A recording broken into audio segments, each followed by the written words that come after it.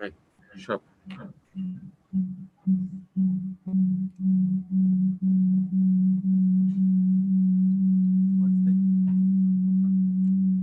We are muted. I'm muted. It's yours. Put it in earphones. You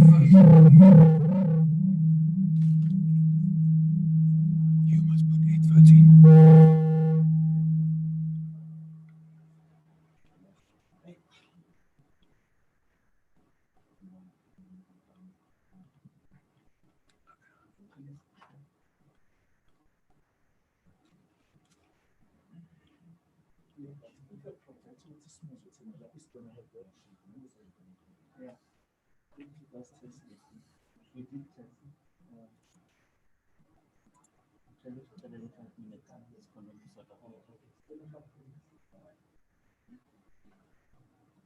What do you need to do? What do you need to do? You need to put headphones in because what's happening, it's picking it. Nothing is happening.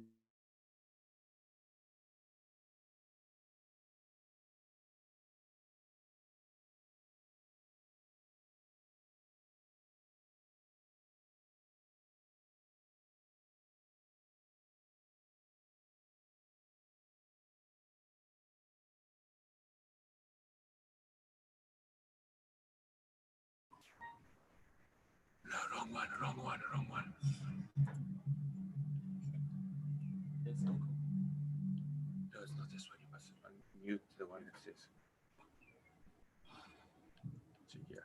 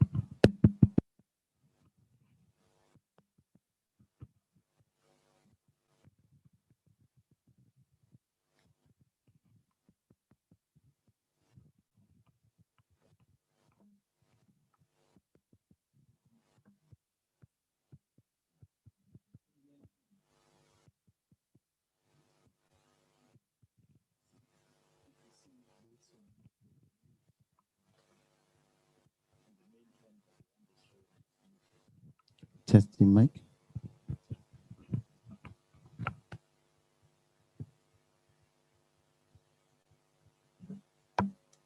Thank you very much. Let me start the program. I hope that all the technicians are on. Greetings to our Honorable Premier of KwaZulu-Natal, Baba Usihle Zikalala, our Honorable MEC Bokokta, Baba Uhlomuka, our Chairperson, Provincial House of Traditional Leader, Baba Uthiliza, members of the NEC, PEC members, mayors of KwaZulu-Natal, deputy mayors, speakers, whips, councillors, our officials in different departments who are part of this visual member assemble. Good morning to all of you, our guests, if they are also a part of this session. My name is Tobekile Mapumulo. I am going to take you through this session, this morning session. And we know that because of COVID, because of 16 days of activism and other illness, there are a number of our members who passed on. I would like to ask us to bow our heads and have a moment of silence to remember them.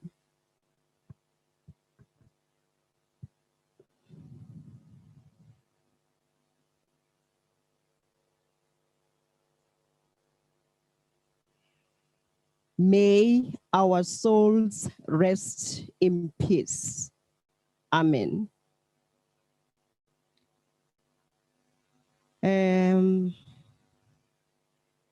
Our next session is the national anthem. Surely the officials have set up the national anthem for us. Let's start our national.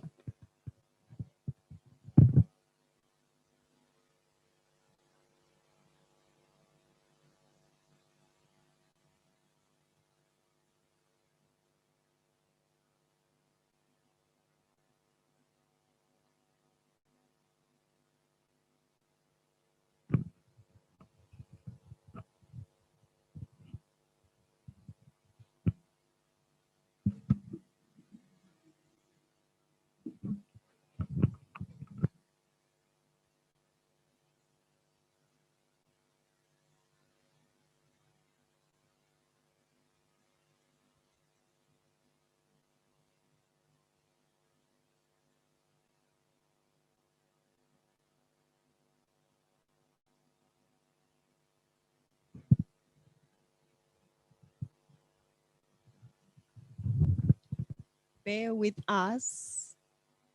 The technology is above us.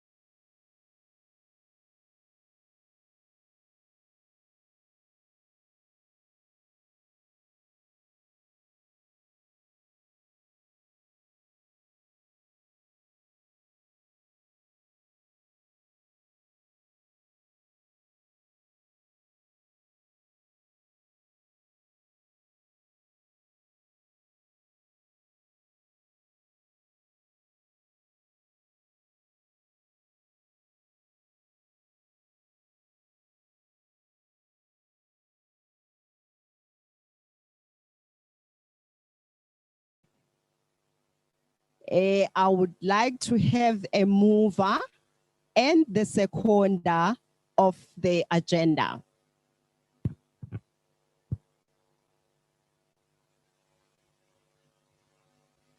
By show of hands,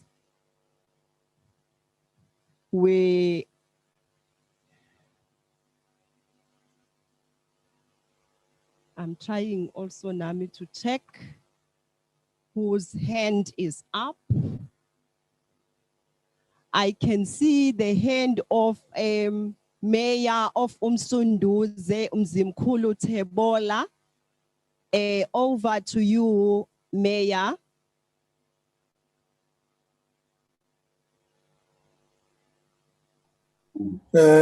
Greetings, Chair. I'd like to move for the adoption of the agenda. Thank you. Thank you very much, Mayor. I can see that Umbali Sibiya, her hand is up. Over to you, Umbali.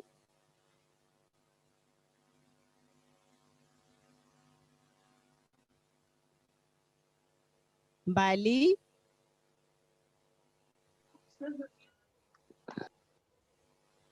There is also Kulani Alpheus Hatebe. I can see your hand. Maybe Umbalu Senama technical problems. Thank you, Program Director, and greetings to the leadership on different levels. May I second the move to adopt the program as set out in the document. Thank you. Thank you very much. The agenda is adopted and the national anthem and also the moment of silence. We are done with the first part of our program. I will now allow ILGM to give us a message of support as KZN members, SALGA member assemble to give us the words of support. According to the agenda, is the chairperson, KZN chairperson, but the name is not there. Over to you, ILGM chairperson. Thank you very much, Program Director, Councillor Mapumulo, the Honorable, the Premier of KwaZulu-Natal, Baba Babu Zigalala Kuzeni, the Honorable, the MEC for Kokta in KwaZulu-Natal, Ubaba Uhlomuga, the Inko Sikiliza, Ubunduna, the Chairperson of the Provincial House of Traditional Leaders in KwaZulu-Natal, the Chairperson of SALGA, the chapter in KwaZulu-Natal, members of the NEC of SALGA, the mayors and speakers present in this assembly, councillors present, municipal managers and their representatives, the CFOs, and the entire Provincial Assembly of SALGA in KwaZulu-Natal, accept my greetings from the Institute of Local Government Management, the KZN chapter. Program Director, my name is Nkosiyezwe Vezi. I am the Municipal Manager of Dr. Nkosazana Dlamini Zuma Municipality in the Herigwala District. I am the Chairperson of SALGA in KwaZulu-Natal. I do want to thank you, Chair, for the opportunity afforded to us as the ILGM, the chapter in KwaZulu-Natal, to address the Provincial Members Assembly. It is indeed an honor and a privilege to speak to you at this point in time. This Provincial Members Assembly is taking place, Chairperson, at a very difficult time in the history of mankind. It's taking place at a time when the very human race is being challenged. The very existence of humankind is under threat. However, Chairperson, we want to thank the leaders of our country and in this province, the leadership of the Premier of KwaZulu-Natal, Ubaba Uzikalala, for leading us through this process, the process of fighting against COVID-19. We are hoping that the province of KwaZulu-Natal is ready in case anything happens, in case the second wave comes through, we'll be able to pull through. We have learned a number of lessons, we've made mistakes, but I hope that the province here is ready to save our people should the problem persist. The ILGM chairperson is committed to clean and good governance. We are committed to fighting corruption and all other ills that are happening in our local government sphere. We are committed to good financial management. We are committed to improving audit outcomes. Sifuna ukuthi akudlule kulesikhathi sama disclaimer sihlalo. Akuphele ukuthi kuthiwe umasipalati zenu uthola disclaimer zikhona imanager siqashiwe. Sikhona siqashiwe singo-manager, sikhona siwazi umsebenzi wethu. Akuphele ukuthi u-Auditor General areporte kundunankulu ukuthi ngifikile kumasipalati zeni ngizofuna amabhuku, angizange ngize ngiwathole amabhuku ngoba u-MM ubengatholakali, u-CFO ubengatholakali. Uma singama-professionals sihlalo asikwazi ukungatholakali ngesikhathi ufuna umsebenzi. Uma umsebenzi siwufundele, siwuqashele ngoba siwazi, kufanele sitholakale ngaso sonke isikhathi ngesikhathi umsebenzi ufuneka. Akufanele ama-auditor areporte ukuthi angimtholanga u-MM, angimtholanga u-CFO, nezincwadi angizitholanga, and therefore I issue a disclaimer because I do not know what is going on. That is unprofessional. So we're saying, as the ILGM, we want to go past that hurdle. We are talking to members of the ILGM, we are talking to ourselves, those who are in local government leadership, to say that, but these things, ziyayilimaza i-local government. Kufanele ukuthi zilungiswe lezi zinto, kungabi khona imbono enje ngoba i-professional local government iyalimala. We are also committed to cleaning towns. Ngoba siyakholwa sihlalo ukuthi idolobha nedolobha malingcolile lisuke likhuluma ngo-municipal manager, ngoba u-municipal manager nama-managers a-leader nawo. Kufanele kube yiwona a-leader i-process yokuba idolobha lihlanzeke, libe lihle, libe indawo elungele ukuhlala abantu.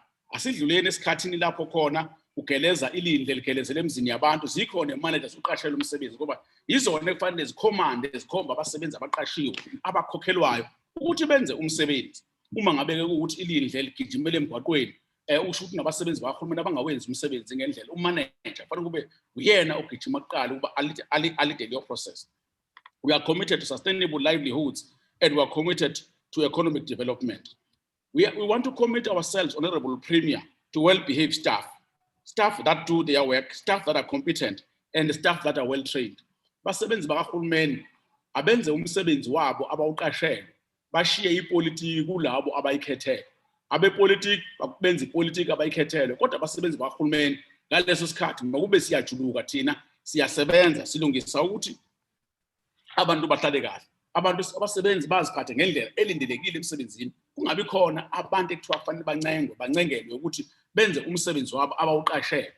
Akufanele ukuthi ufike uqashwe unikeze incwadi yokuthi uzosebenza bese egcineni sekufanele uncengwe umeya noma uspeaker ukuthi sebenza phela yenza umsebenzi wakho phela oqashele ungasawenza umsebenzi, because management is there to ensure that all staff do the work that they are getting paid for.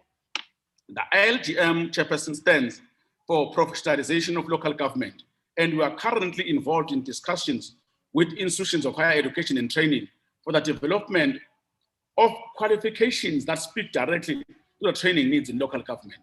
We commit ourselves to lead the process of reducing the amount of UIFW associated with the province of KwaZulu-Natal. Just to master KwaZulu-Natal tops the league in terms of UIFW. And we are saying as local government managers, we are committed to reducing that amount in local government irregular expenditure. Who holds the biggest chunk of UIFW? A province yako must not be at the top. We believe that KwaZulu-Natal needs to pride itself for leading in good things and not being at the top of the list of those who are not doing their work properly. We also hope that this Provincial Members' Assembly will deliberate on all key issues like our fight against corruption, against inefficiency, our attempt to provide better response to COVID-19 and a post-COVID-19 economic recovery program and strategies. We hope, Chairperson, we are going to come up with concrete proposals taking this province forward in terms of re-establishing a post-COVID-19 economy. Siyafisa-ke sosihlalo ukuthi i-Members' Assembly ihambe kahle, konke kwenzeke ngendlela. We wish this Members' Assembly a very successful meeting ourselves as the ILGM. Thank you very much, Chairperson. Thank you very much, Mr. Vezi, Chairperson of ILGM, for the words of encouragement and also the words that are going to make our municipality function effectively. Can we give a round of applause to Mr. Vezi for his presentation wherever you are. Thank you very much. Some of our SALGA's role is to ensure that all our municipality improve audit outcome, planning performance, and financial management. That's what Ubabu Vezi is emphasizing. And Tina, as councillors, we are playing a oversight role. And again, we want to thank SALGA for the trainings, workshops, abezenzile for our councillor to capacitate them to play their overall, their oversight role in different municipalities. SALGA, you continue to do the good work and capacitate our officials and also our councillors so that they are going to come up with good work in all these municipalities in KZN. Because Premier umayese national sekutiwa KwaZulu-Natal yenza kabi, for sure ufisa umgodi ukuthi akangene angazi kodwa ukuthi uzokwenza kanjani. So ours is to make sure that we use this institution so that we capacitate ourselves and be able to do the work correctly in our areas of work. Without wasting of time, I will now allow Inkosi Yasemadungeni to give us also the words of support for this member assembly for 2020. Nkosi yaseNdlunkulu, ngicela ukukunikeza ithuba lokuthi ukhulume nabantu bakho. Ngiyabonga.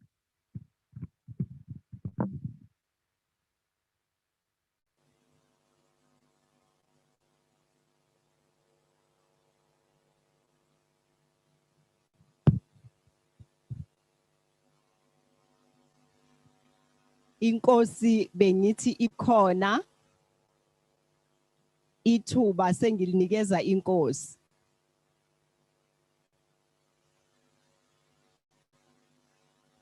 Ndabezitha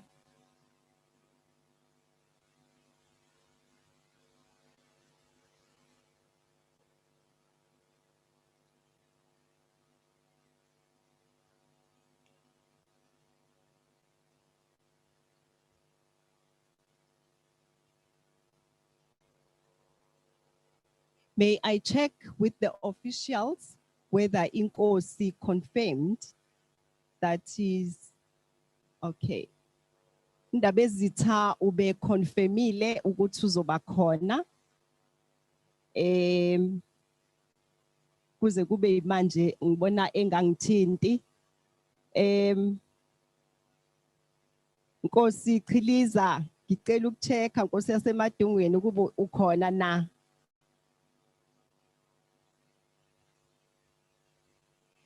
Sixolele ke inkosi mhlawumbe isimo se-technology naso isona mhlawumbe senza ukuthi singakwazi ukuxhumana naso.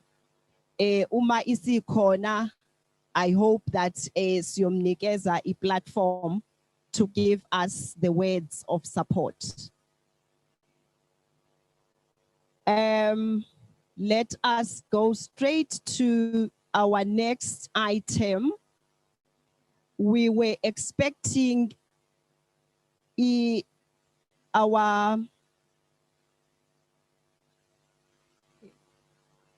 are now going to give our SALGA NEC member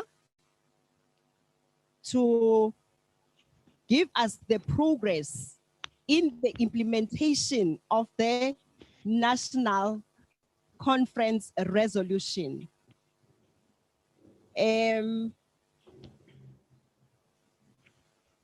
I am sure that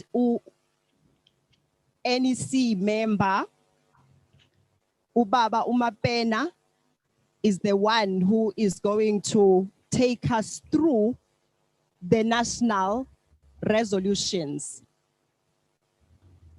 The platform is yours, Mr. Mapena.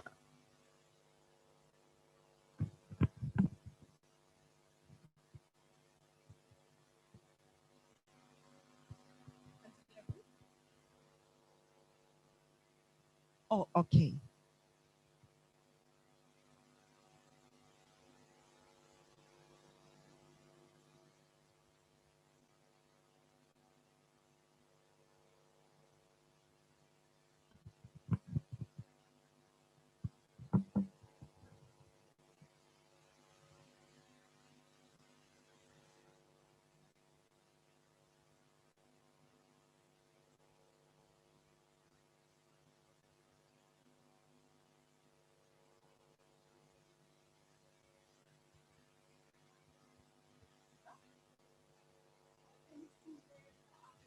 I beg to apologize. It's NEC member nationally. Program Director, can you hear me? Thank you very much. You are clear. All right. Program Director, thank you. My name is Councillor Memory Boyson, and I'm originally from the Western Cape, but KZN province is my adopted province. Program Director, the Provincial Chairperson of SALGA KwaZulu-Natal, Councillor Nontle Mkhulisi, the Premier of KwaZulu-Natal, Honorable Sihle Zigalal, the MEC for Koksta, Honorable Sipho Mhlomuka, members of the KwaZulu-Natal Cape Provincial Executive Committee, Chairperson of the Provincial House of Traditional Leaders, Executive Mayors, Speakers and Chief Whips, Councillors, Municipal Managers and Officials, SALGA Management and Staff, friends, esteemed colleagues, comrades, distinguished guests, ladies and gentlemen, it is an honor and privilege to address this edition of the SALGA KwaZulu-Natal Provincial Members Assembly. On behalf of the collective leadership of SALGA, I would like to convey our comradely greetings. Program Director, today is exactly 246 days since our President declared a state of national lockdown as part of the first phase of our country's implementation of the risk-adjusted strategy, an unprecedented step aimed at fighting this global invisible enemy. As we meet, our individual and collective vigilance are required to push back the frontiers of the pandemic as we are beginning to witness worrying signs of a pandemic resurgence as daily recorded numbers of infections are showing a spike. Sadly, as people and as a country, many of our compatriots, family members, friends and colleagues have lost their lives in this battle, As the local government family, we too could not escape the grip of this deadly disease, with increasing numbers and cases, and tragically more than 150 deaths within our space.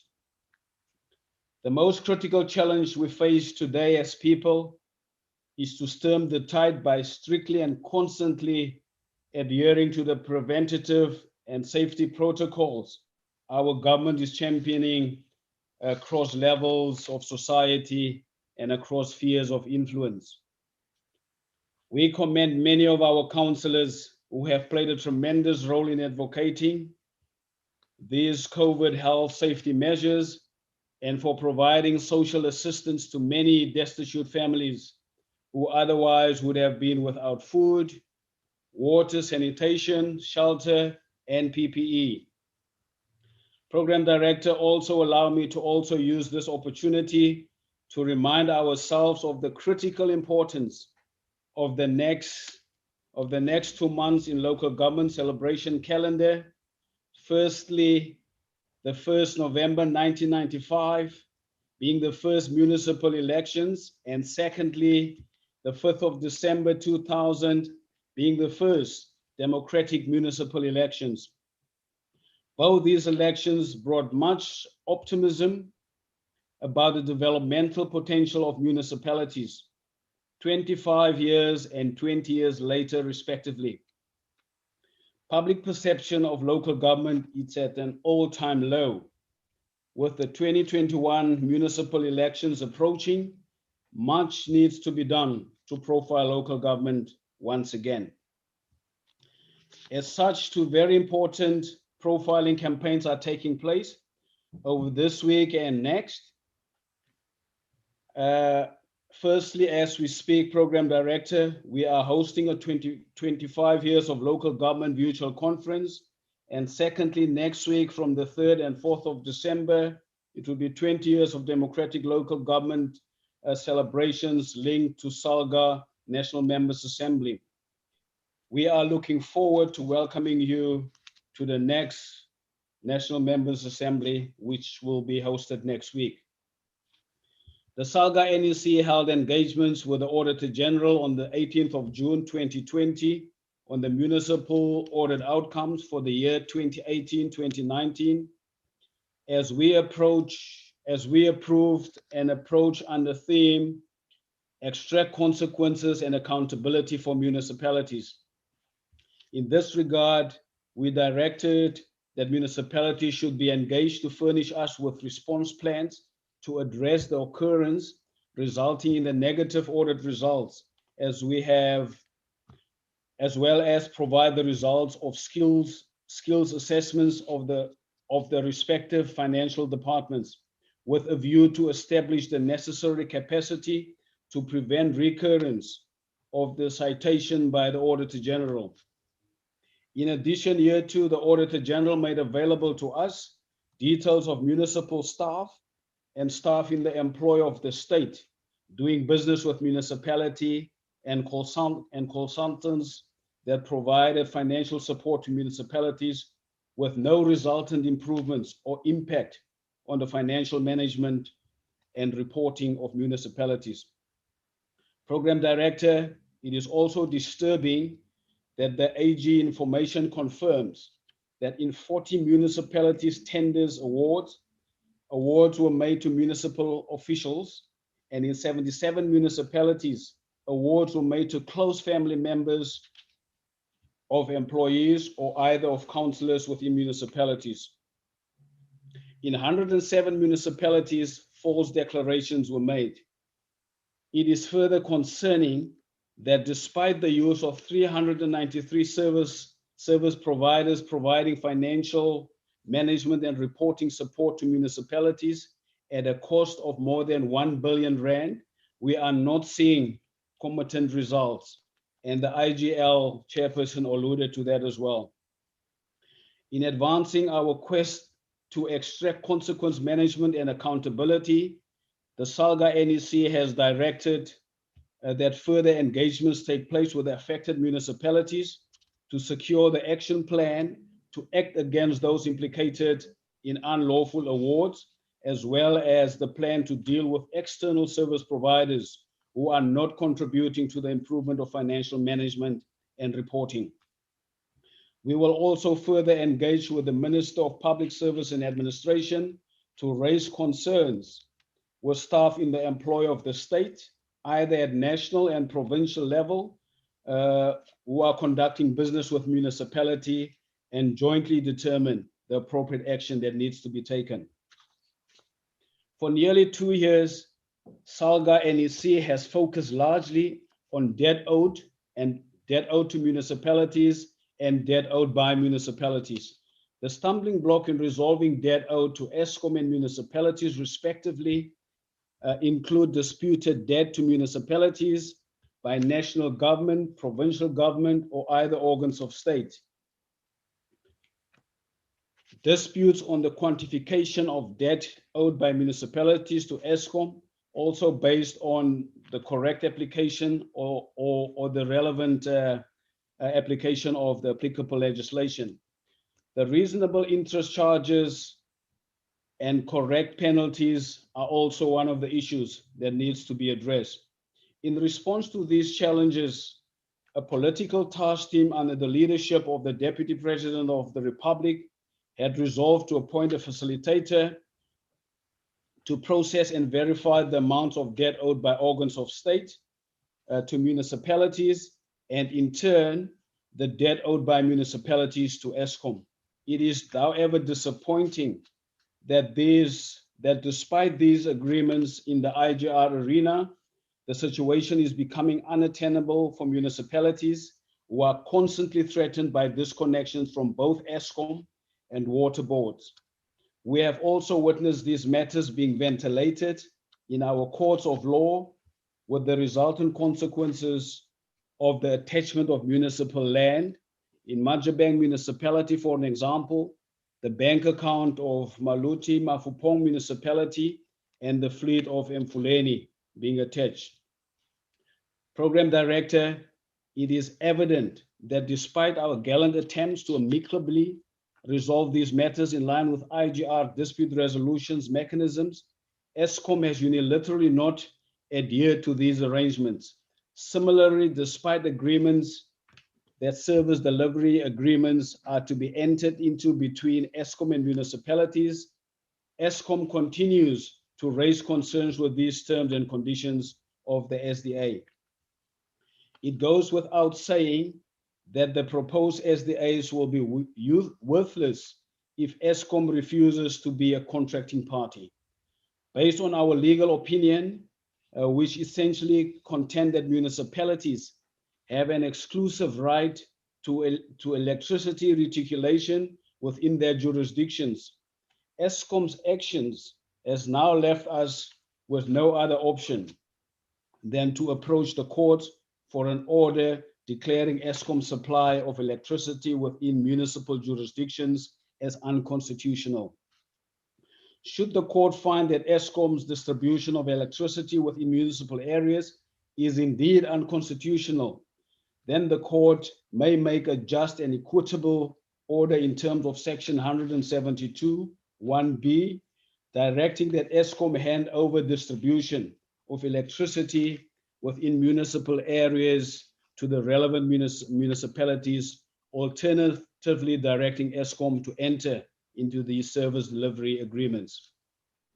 A few weeks back, on October the 1st, discussions in the budget forum confirmed that given the current operating environment and prevailing economic conditions, the proposed cuts to the fiscal allocation to all spheres of government on average was expected to be 5.7%. As SALGA, we used this forum to mobilize support for an increase in local government funding. We as SALGA strongly oppose the proposal of cutting conditional grants earmarked towards SAA. It is our view that these funds should be sourced from national sphere and government, and more specifically from the national sphere of government, and more specifically from, my apologies, from other state-owned entities. We advance as SALGA the view that local governments should not be expected to contribute to this given the funding gap challenges that already confront the space of local government. Furthermore, Program Director, when local government is in financial distress, there are no bailouts, even though it is the fear closest to the people, providing basic service delivery to the economy as well as to our citizens.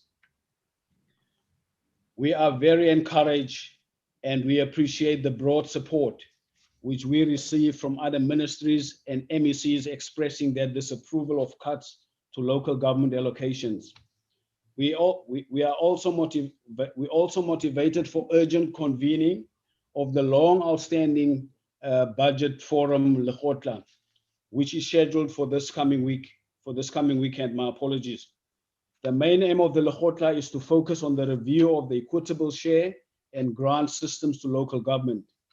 We are hard at work as SALGA in preparing for this session, as we are also receiving strong support from the Minister of COGTA and the MECs for COGTA on the merits of urgently prioritizing the equitable share review. We are, of course, Program Director and colleagues, mindful that it will not be an easy battle to persuade Treasury, given the current financial challenges our economy is faced with, and we need to be formidable in our resolve to build a strong case for the review.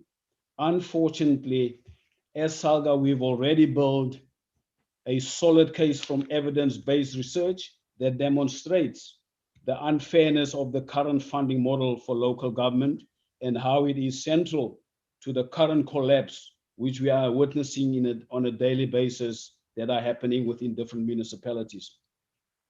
Program Director and members will recall that the 2016 National Conference resolutions directed that we engage COGTA on proposals for the amendment of the Municipal Structures Act, amongst others, to legislate the position of the Chief Whip and the Municipal Public Accounts Committees.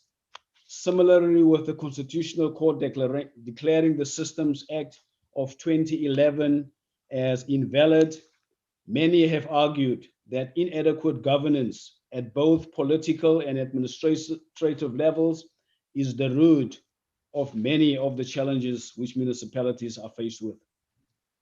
Parliament is currently considering two important bills aimed at improving municipal governance ahead of the 2021 local government elections. The Municipal Structures Amendment Bill deals, amongst other things, with the role of the Speaker, the filling of vacancies, municipal public accounts committees and chief whips. The Municipal System Amendment Bill reintroduces rules on the process and criteria for the appointment of senior managers within municipalities, amongst others. As part of the SALGA mandating process, the bills were presented to various structures, including the 2019 Provincial Members' Assembly. Also, it was presented to municipal managers forums and to provincial workshops. This NEC approved consolidated SALGA comments on the structures amendment bill and its meeting, which took place on the 11th of December 2018. Whereas the consolidated SALGA comments on the systems amendment bill was approved by the NEC at numerous meetings as the parliamentary deliberations introduced new proposed amendments. As SALGA, we advocated for the move towards the adoption of key principles of the professionalization of local government.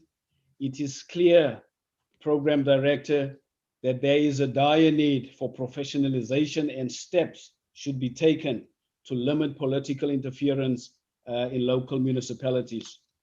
We should, at the same time, in keeping the principles of autonomy of the local sphere of government, protect the institutional integrity of local government as a sphere of government. Whereas the amendment to the Structures Act will certainly bring about stability in key areas within local within the local government space. The proposed amendments to the Systems Act goes to the heart of institutional integrity of local government, and with the benefit of experience of the implementation of the 2011 Municipal Systems Amendment Act, we have witnessed the effective disregard of the constitutional principle that the three spheres of government exercise their powers and perform their functions in a manner that does not encroach on the geographical, functional, or institutional integrity of government in other spheres.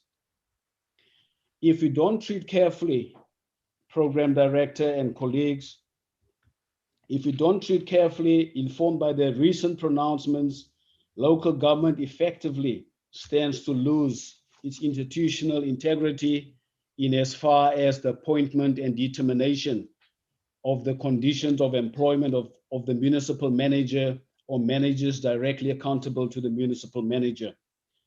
Also, the power to appoint and conditions thereof goes to the heart of the autonomy of any sphere of government, and it is our duty as SALGA collective to protect the autonomy as this bill is processed through the legislative arm of government. Program Director and colleagues, as I draw to a conclusion, members must be assured that the NEC is fully aware that local government faces a number of challenges throughout the country.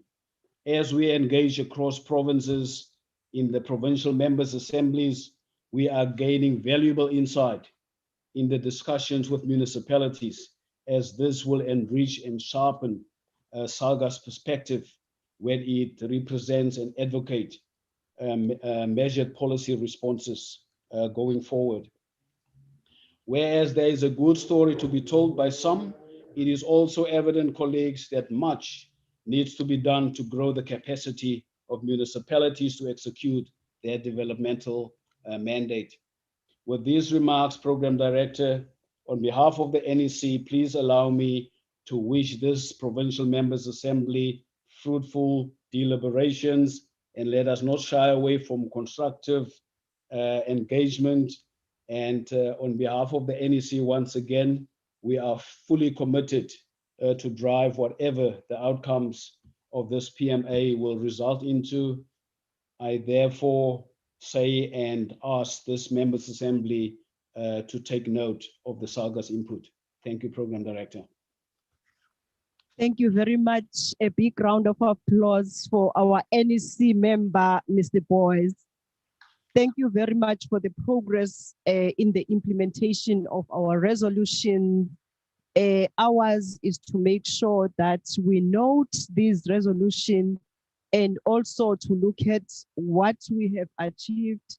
And if there are some that are not well achieved, I think to the next meeting, to the next term, we are going to take those and go with it and work on it and then report it into our next member assembly meeting.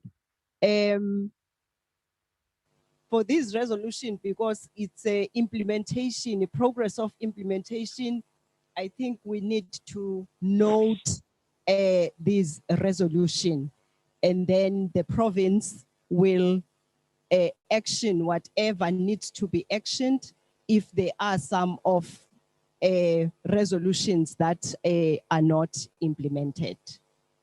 Thank you once again, our member of SALGA, NEC, Mr. Boyce.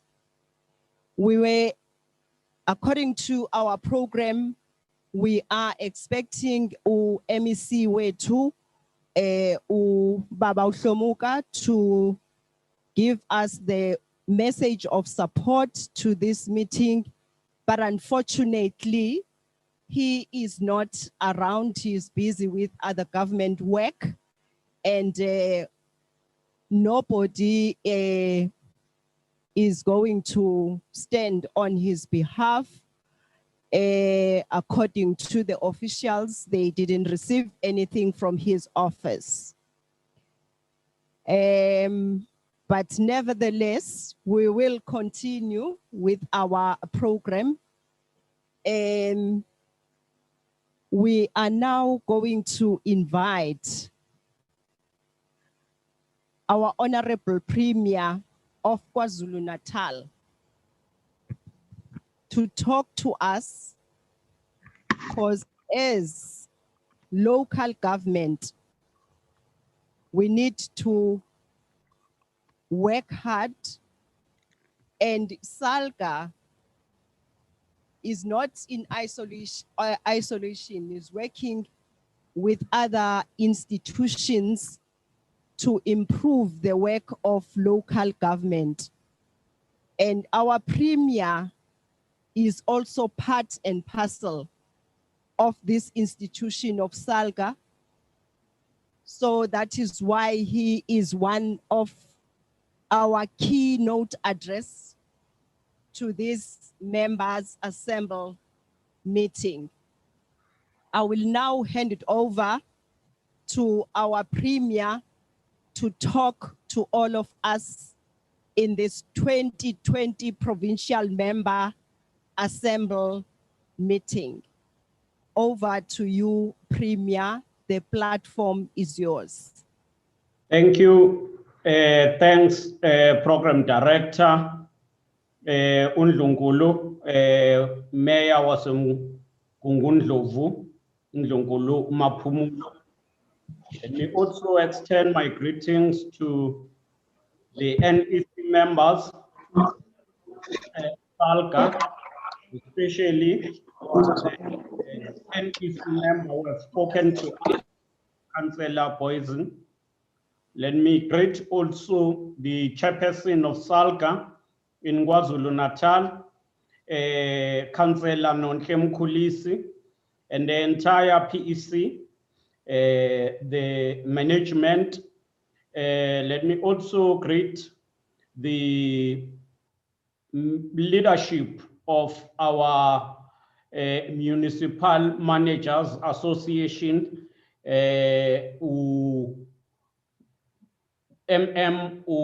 Baba Uvezi, colleagues, compatriots.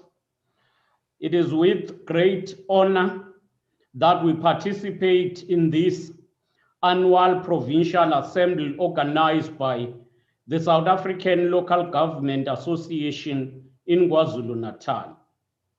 Our country, and indeed the local government, is fortunate to have a pillar like SALGA, which champions the interest of the very important sphere of government. Since its formation, SALGA has never failed to live to its motto of inspiring service delivery. As a big province with about 61 municipalities, including the metro, we cannot overemphasize our strategic relationship with SALGA and its importance thereof. You have never failed to remind all of us that the quality and dignity of service delivery is a right protected and enshrined in the Constitution of our country. It is not a favor that we do for people, but we must know it is a right to give quality and dignified services to the people. It is at the local government sphere where people feel the impact of transformation agenda and experience the real impact of the programs that all of us as spheres of government are implementing. In this regard, service delivery is a cornerstone of our freedom and democracy. It is no exaggeration that we can emphasize the state of local government. We must understand that local government is the most critical sphere. We therefore applaud SALGA for honoring its mandate of supporting local government and contributing to make local government work efficiently and ensure that we expedite the development, especially in poor areas. As we advance integrated planning and improve coordination of our spheres of government, We have introduced the DDM, and the DDM is one critical platform that must be used to ensure that we align the work of all our departments of all three spheres of government to talk to one plan, one budget, and one program. Meeting today during the 16 days of activism for no violence against women and children, we wish to applaud the effort of SALGA in promoting women empowerment, gender mainstreaming, and fighting the scourge of gender-based violence. We're pleased and welcome SALGA's intervention in supporting women's leadership and enhancing their capacity in the local government through Women Leadership Development Masterclass. We hope that many women in our province will participate in this program. From the ravages of racial discrimination, segregation, and apartheid spatial planning, SALGA has more and more important role to play in engineering a new nation and a new society that will be united, non-racial, non-sexist, and prosperous. Side by side with SALGA, as the province, we believe that we should build brick by brick a South Africa that honors the dignity, humanity, and capabilities of all South Africans.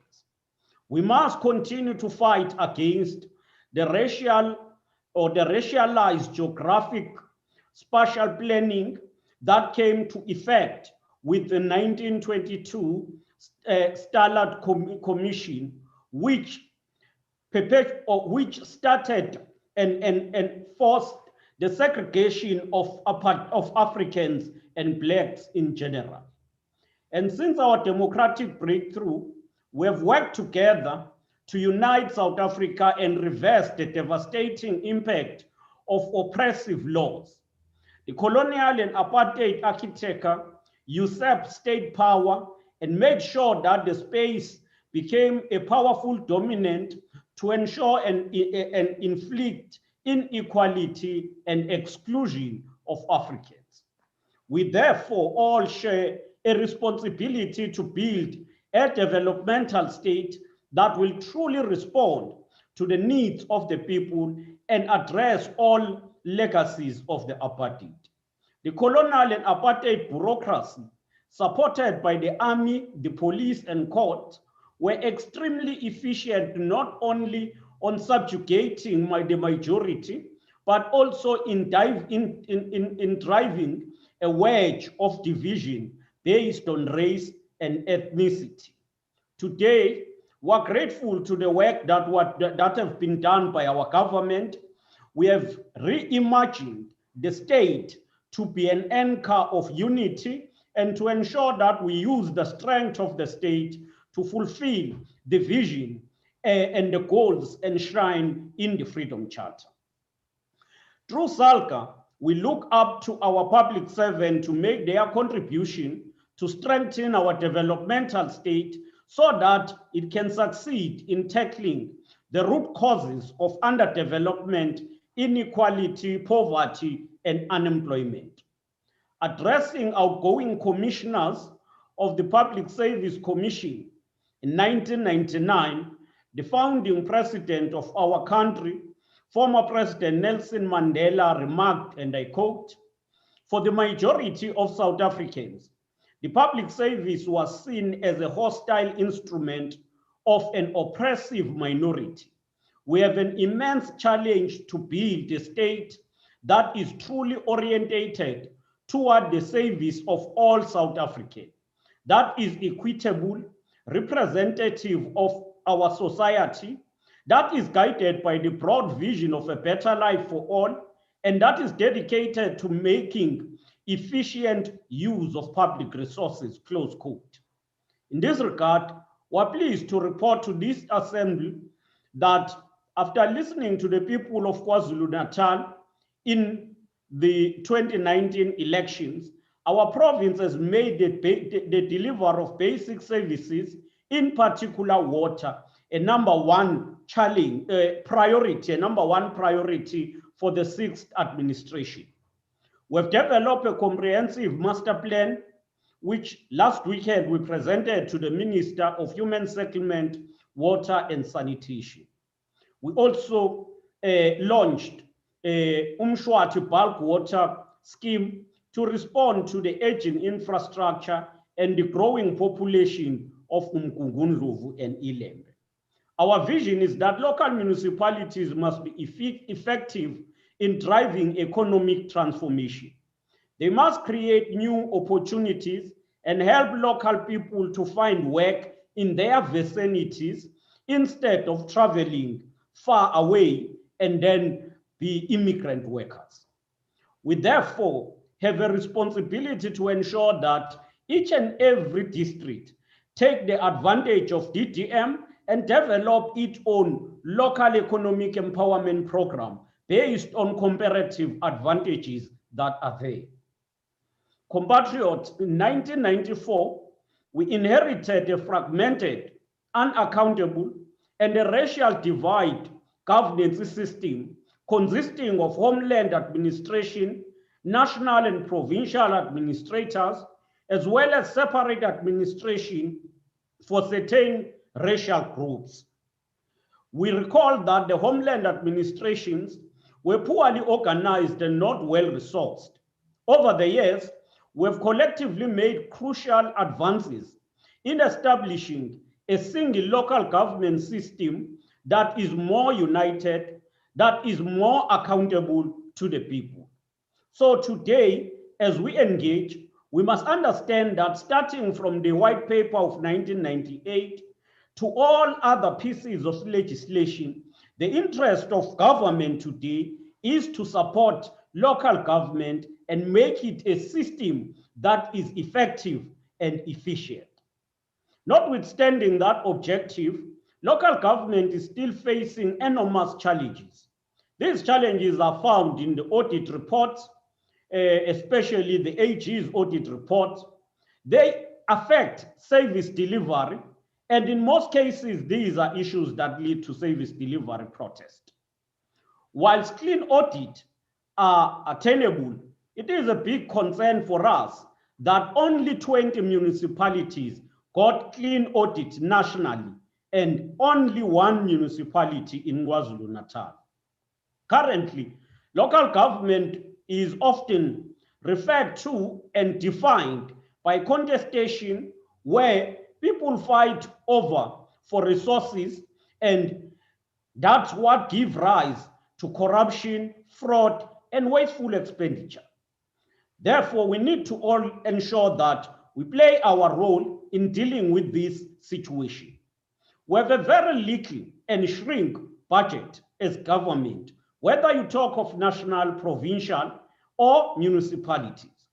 The budget is not growing, and therefore we must adapt and ensure that whatever we have is spent and spent effectively for the sake of our people. We can here assure you, colleagues, that we are quite impressed by a number of actions that have been taken at a provincial level to instill good governance. But we want also to emphasize that each and every municipality, each and every district have a role to play in building a capable and corrupt-free municipality.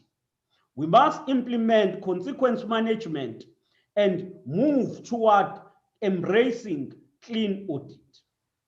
We also have a responsibility to embrace technological development. With the advent of COVID-19 crisis, we've seen that there is a need for municipalities to embrace the ICT. We must be part of this 4th industrial revolution. The pandemic has provided the impetus for government to expand the broadband infrastructure, which is central to our digital revolution and new ways of doing things, including remote working. We must continue with digital transformation, whether we deal with e-government, e-health, and automation, or any other, including the economy itself. We will continue to ensure that our citizens participate in all programs that we lead as government through Operation Sukumasake. We call on all municipalities to continue working with us in ensuring that Operation Sukumasake is implemented throughout the province. One of the pillars of Operation Sukumasake is to ensure that we build a friendly environment for us as government to interact with the people. And therefore, all of us must ensure that we continue to work with the people and stakeholders in Operation Sukumasake, as well as the district development model. In KwaZulu-Natal, we are also implementing the integrated resource plan with an emphasis on new renewable energy. We have tasked the Dube Trade Port to lead us in this regard. We are promoting the use of biomass and biogas linked with sugar plantation. We are also supporting small-scale power generators, and we would want to call on the municipalities to take the advantage of the allocation of 10 megawatts that could be generated by municipalities. This is one of the strategic moves that our municipalities must take. KwaZulu-Natal is also forging ahead in the implementation of the quality public transport through the rollout of bus rapid transit system. This must cover all our secondary cities, and we must ensure that there is effective and efficient transport system for our people. As I've spoken about digital development, we must continue digitalizing wherever we are.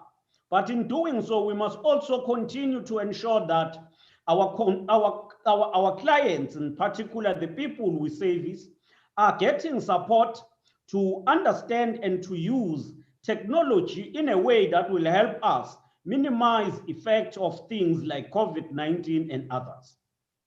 One key economic pillar that is across KwaZulu-Natal is agriculture.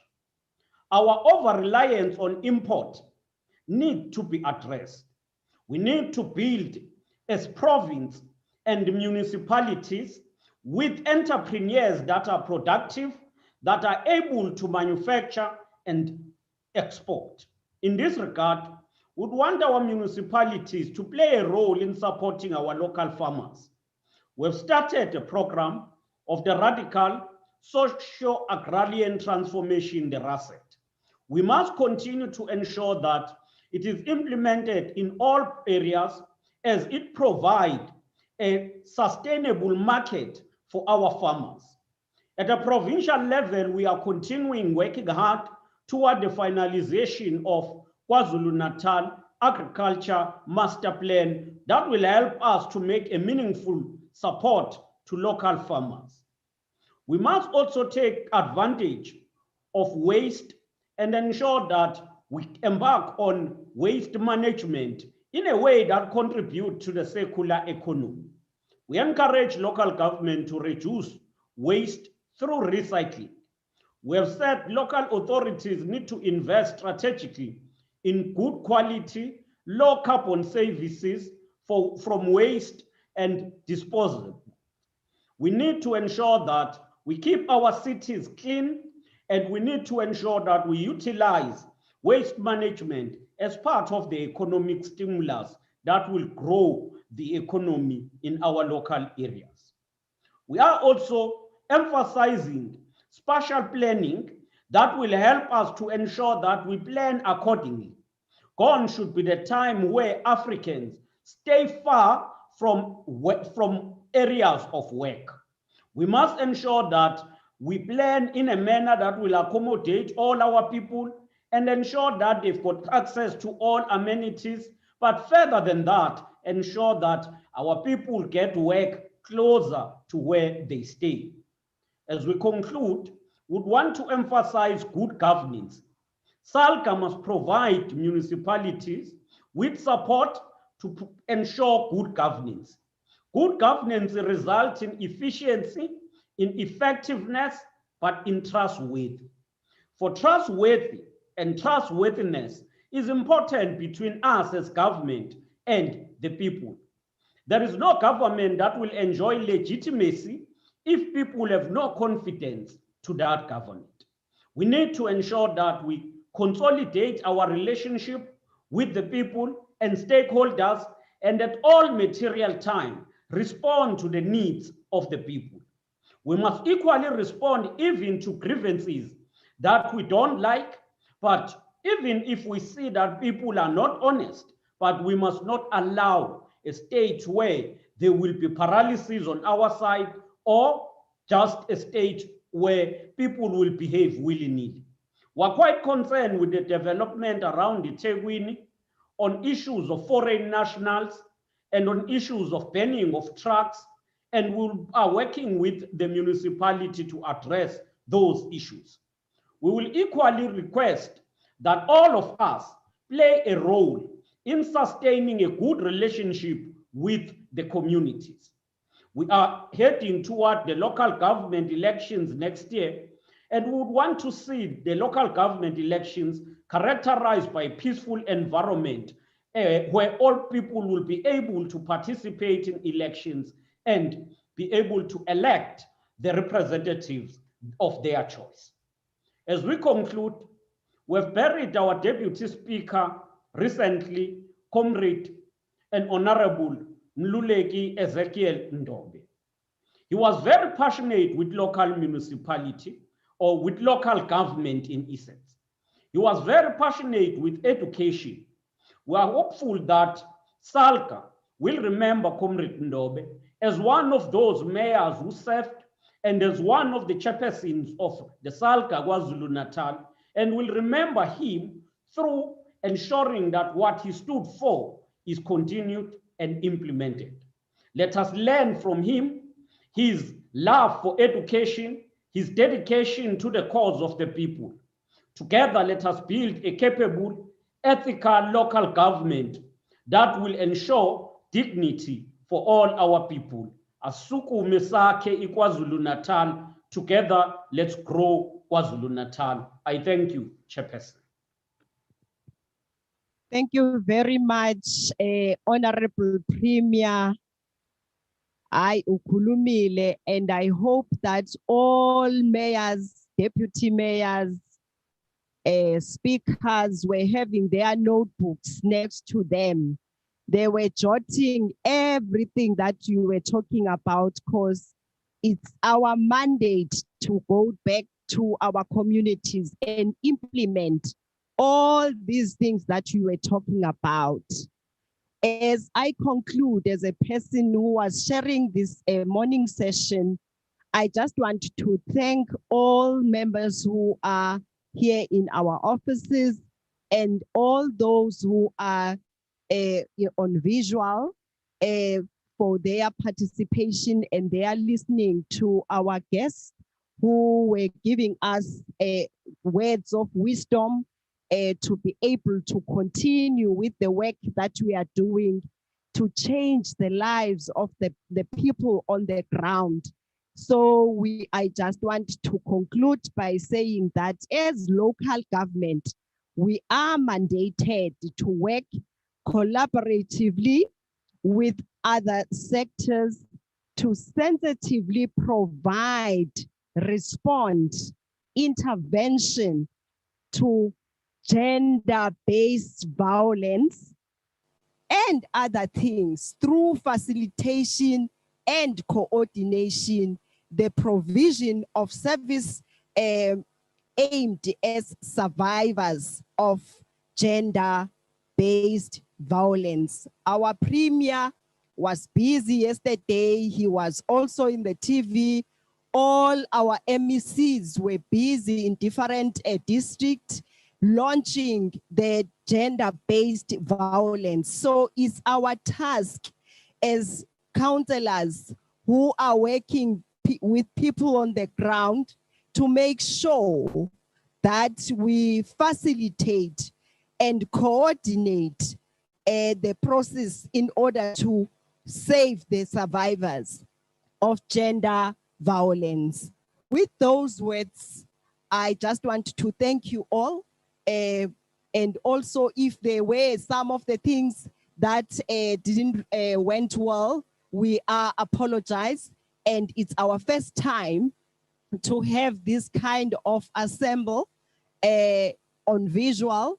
So hopefully we are going to learn as we move along with the process. Thank you very much.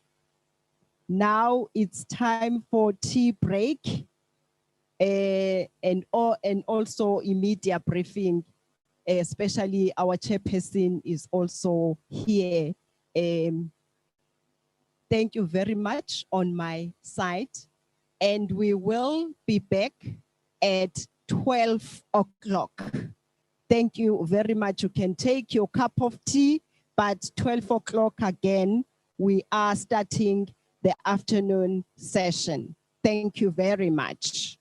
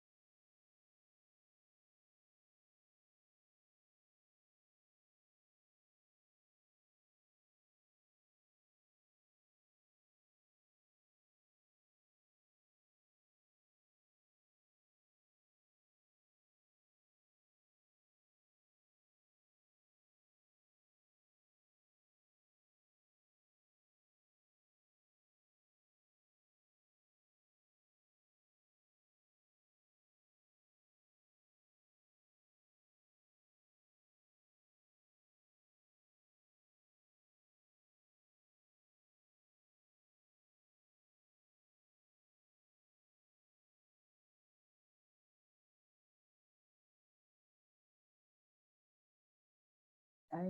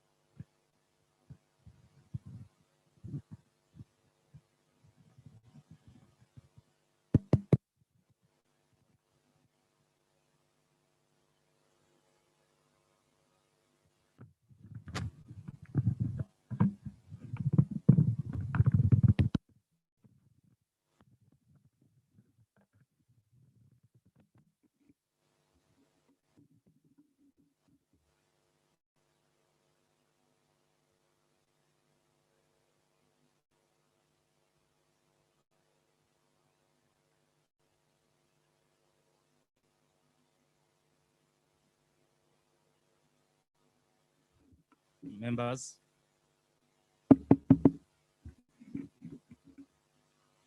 we'll start in the next few minutes, to be exact, in the next 2 minutes. Am I audible in the back? Thank you. Yes, we can hear you. Thank you.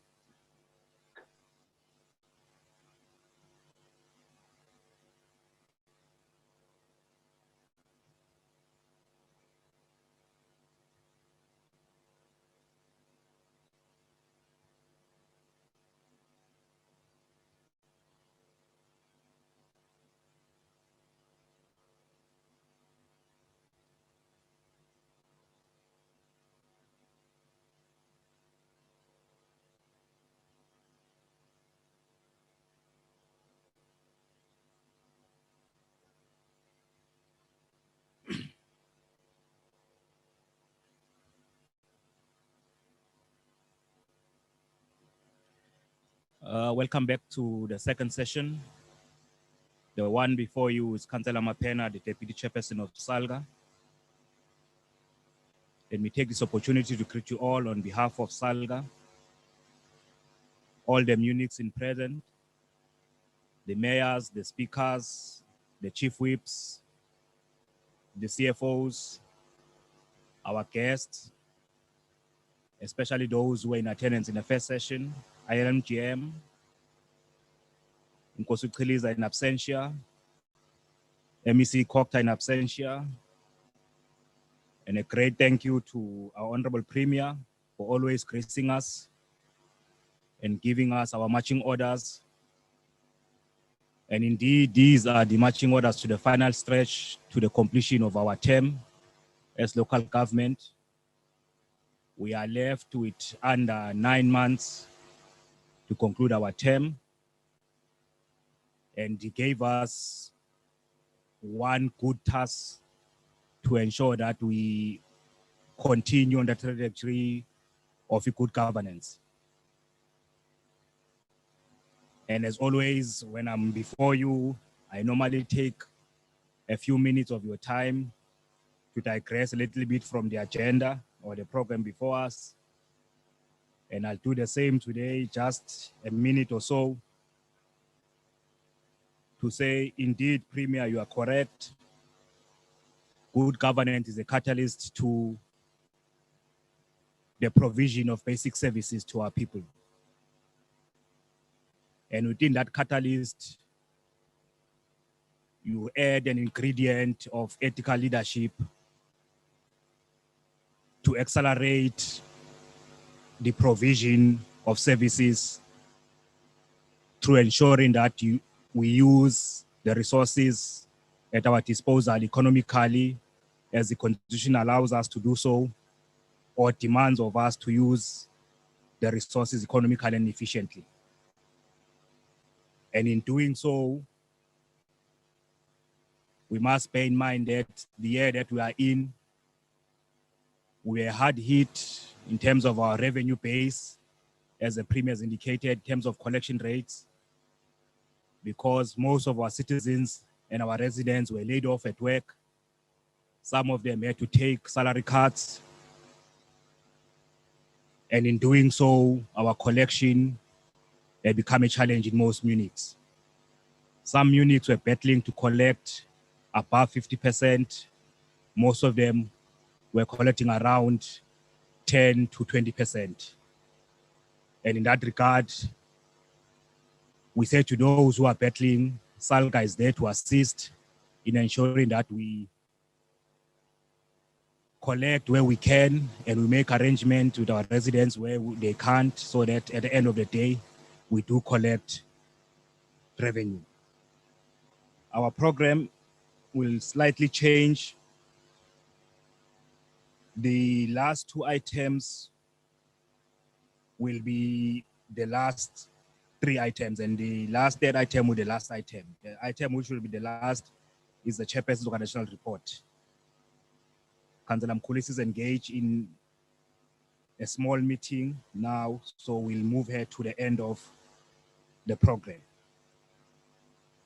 In doing so, may I call upon the PDO to present the credentials so that we may adopt the credentials and proceed with our closed session. Those who are in attendance who are not part of a closed session, I know we are on virtual, it's a new normal. I can't say you may leave, but your conscience will say that you are not part of the closed session, because in closed session, we are discussing things that are not part of the open meeting. May I call upon the PDO credentials and see whether we are correct and we may move. Thank you, Sabelo.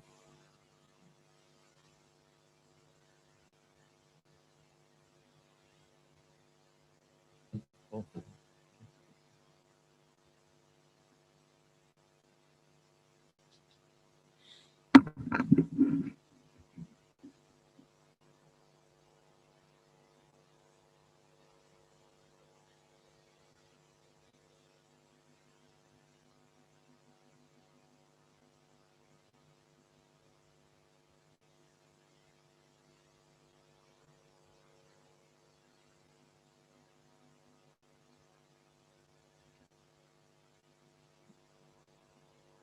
Thank you very much, Program Director.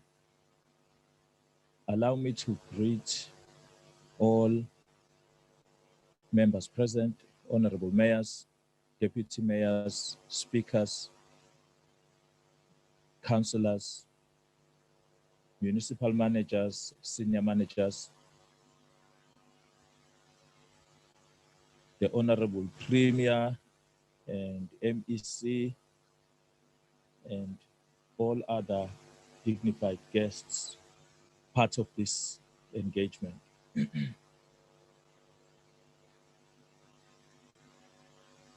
The credentials are as follows, and I must remind members that this engagement requires us to look at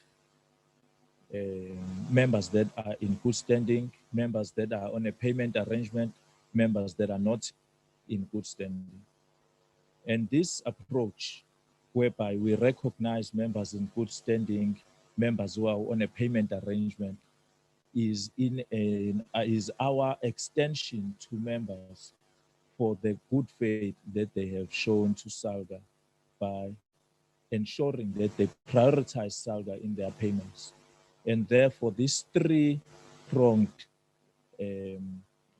indicator is to help us to be able to keep track of members that are with us. Now, the ones in the red, you will see there, it's members that are not in good standing. Those are members who have not come forward to have a payment arrangement. And members that have said, while they may have funds that are owing, but they've gotten on a payment arrangement, and those members are then in the yellow. Now, it's very important that I clarify what is a payment arrangement. A payment arrangement is where a municipality commits to paying a specific amount, and we sign a contract that they will pay that amount. It then amends their payment regime, and the amounts are then due in relation to the payment arrangement. In other words, we are amending our contract with such a municipality, and in that instance, such good faith must be rewarded. However, if a municipality defaults on the payment arrangement by not honoring the first payment or the last payment, the entire arrangement falls out of the way, and the municipality is then not in good standing. And that must be emphasized, because we must not have a situation where our members are signing payment arrangements only for them to default, and only signing a payment arrangement in order for them to escape not being in good standing, but it is to the detriment of the organization.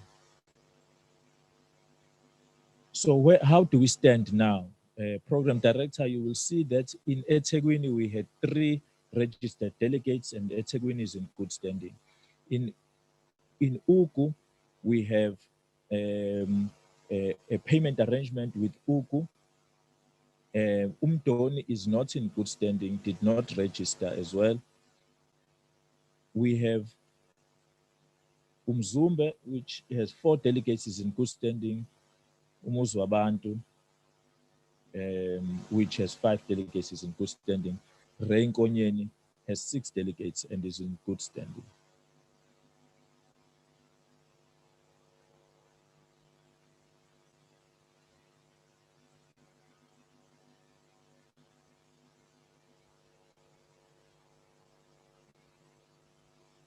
In Mkungundlovu, we have Mkungundlovu not in good standing. We have Umshwati, which is in good standing, but doesn't have any delegates here. Umgeni has 3 delegates registered and is in good standing. Moempofana is not in good standing, doesn't have any delegates. Umsunduzi has 8 delegates and is in good standing. Mkambatini has 2 delegates, is in good standing. Richmond doesn't have any delegates, but is in good standing.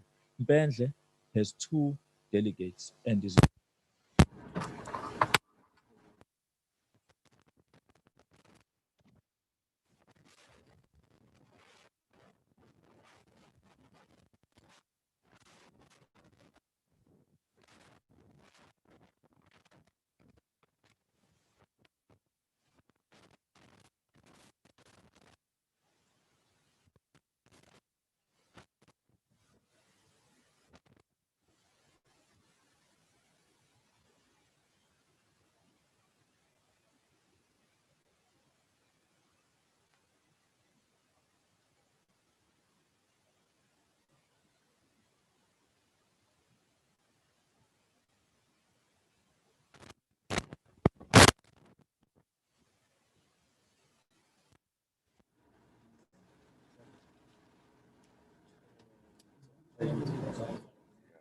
You just double check.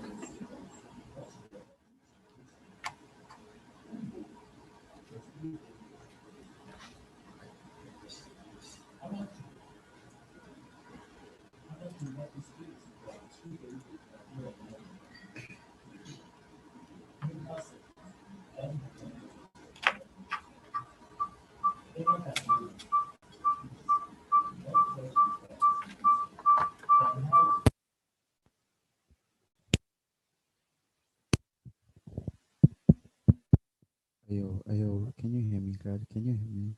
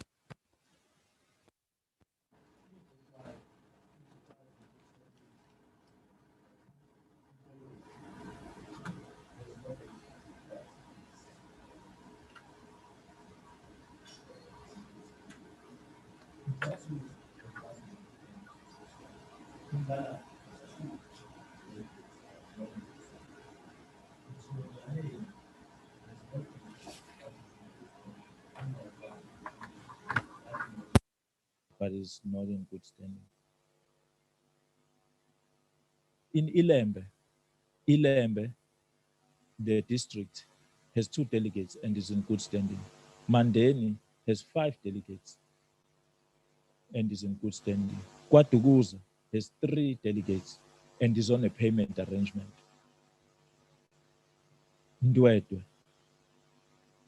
doesn't have any delegates but is in good standing. Mapumulo has 2 delegates and is in good standing.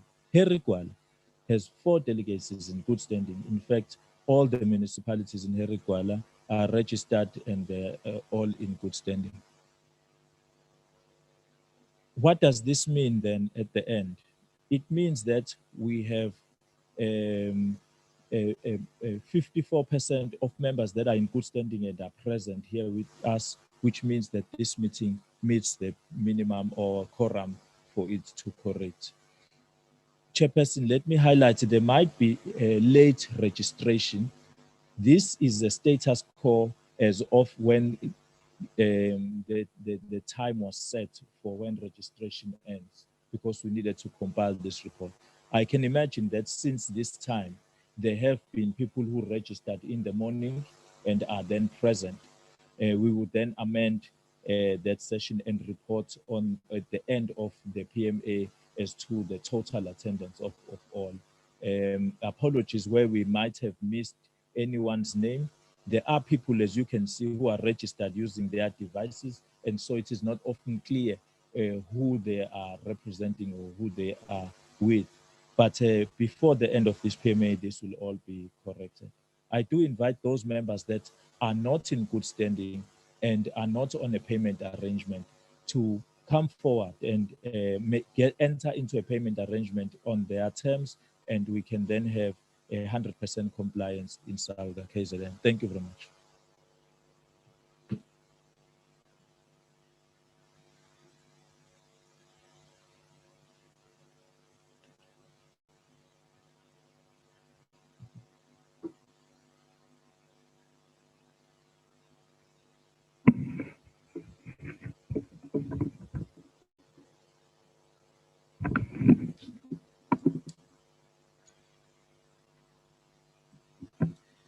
Thank you very much, PDO. Can you show me the window with that shows the hands so that I can see if there are any clarity seeking hands before we adopt?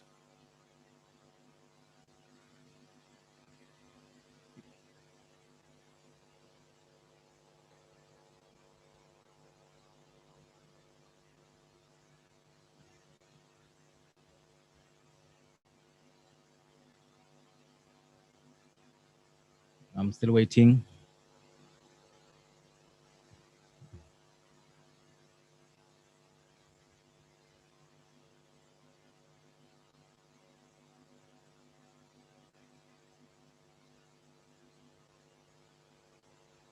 Otherwise, can anyone just chip in who's got a question of clarity? Because it's taking longer to see the hands. There are none. Can I get a mover to adopt the credentials? Just chip in.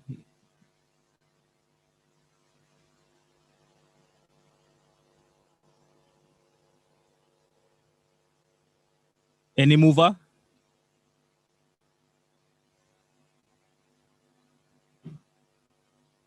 If there are no movers, we can't proceed. We'll have to adjourn it now.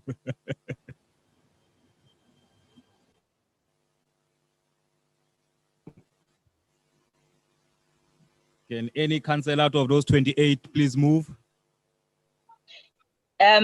Councillor Uyende, Speaker at Newcastle Municipality, I move. Thank you. Seconder? Councillor Njogo from Rekwenye Municipality, seconds. Abonga Mbimbi. The credentials have been adopted.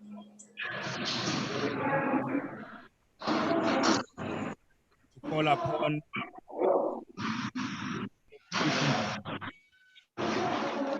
the AG's office case at 10 to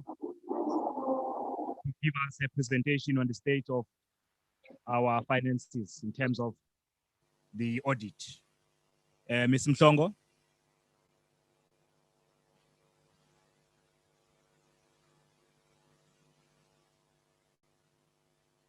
Ms. Mhlongo, are you ready?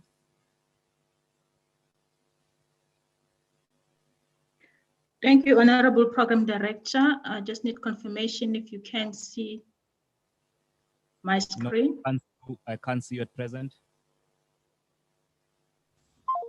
Okay. Oh. The members are saying they can see you, and can you just tilt your screen? It's just that I can't see on my screen, members, but can see you. Is your screen tilted, members? Is it the screen correct now?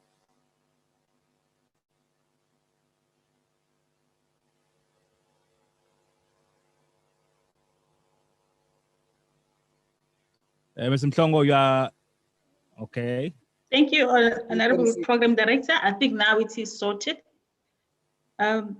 Before I begin, I'll just like to acknowledge our late Auditor General, Mr. Kimi Makwetu. I think everyone will have known what has happened. I think the office, we appreciate all the support and the messages of condolences that have been sent to us, as well as the family of Mr. Makwetu.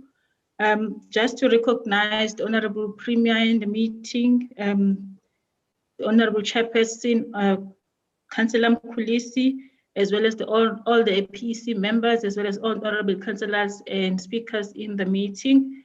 My program is very short, and I was requested to just speak to how to assist councillors on exercising their oversight, especially in these trying times, as well as looking forward that South Africa needs to be better. I'll be sharing my screen. If I can just get a confirmation once it is showing on screen.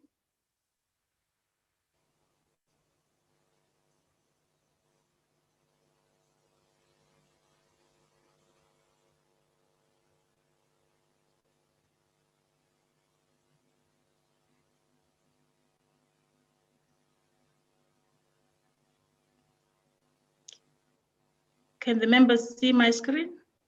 Certainly we can, ma'am. Thank you very much. I will just switch off my video so I can proceed with the presentation.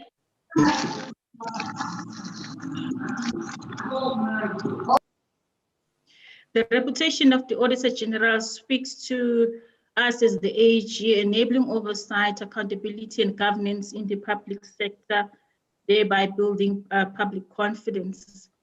And our main aim is to be recognized by all our stakeholders as a relevant supreme audit institution, and that enhances public accountability. So my presentation today will give you some ideas on how can you enhance your oversight as councillors with different municipalities, as well as the areas that you might not have been aware of.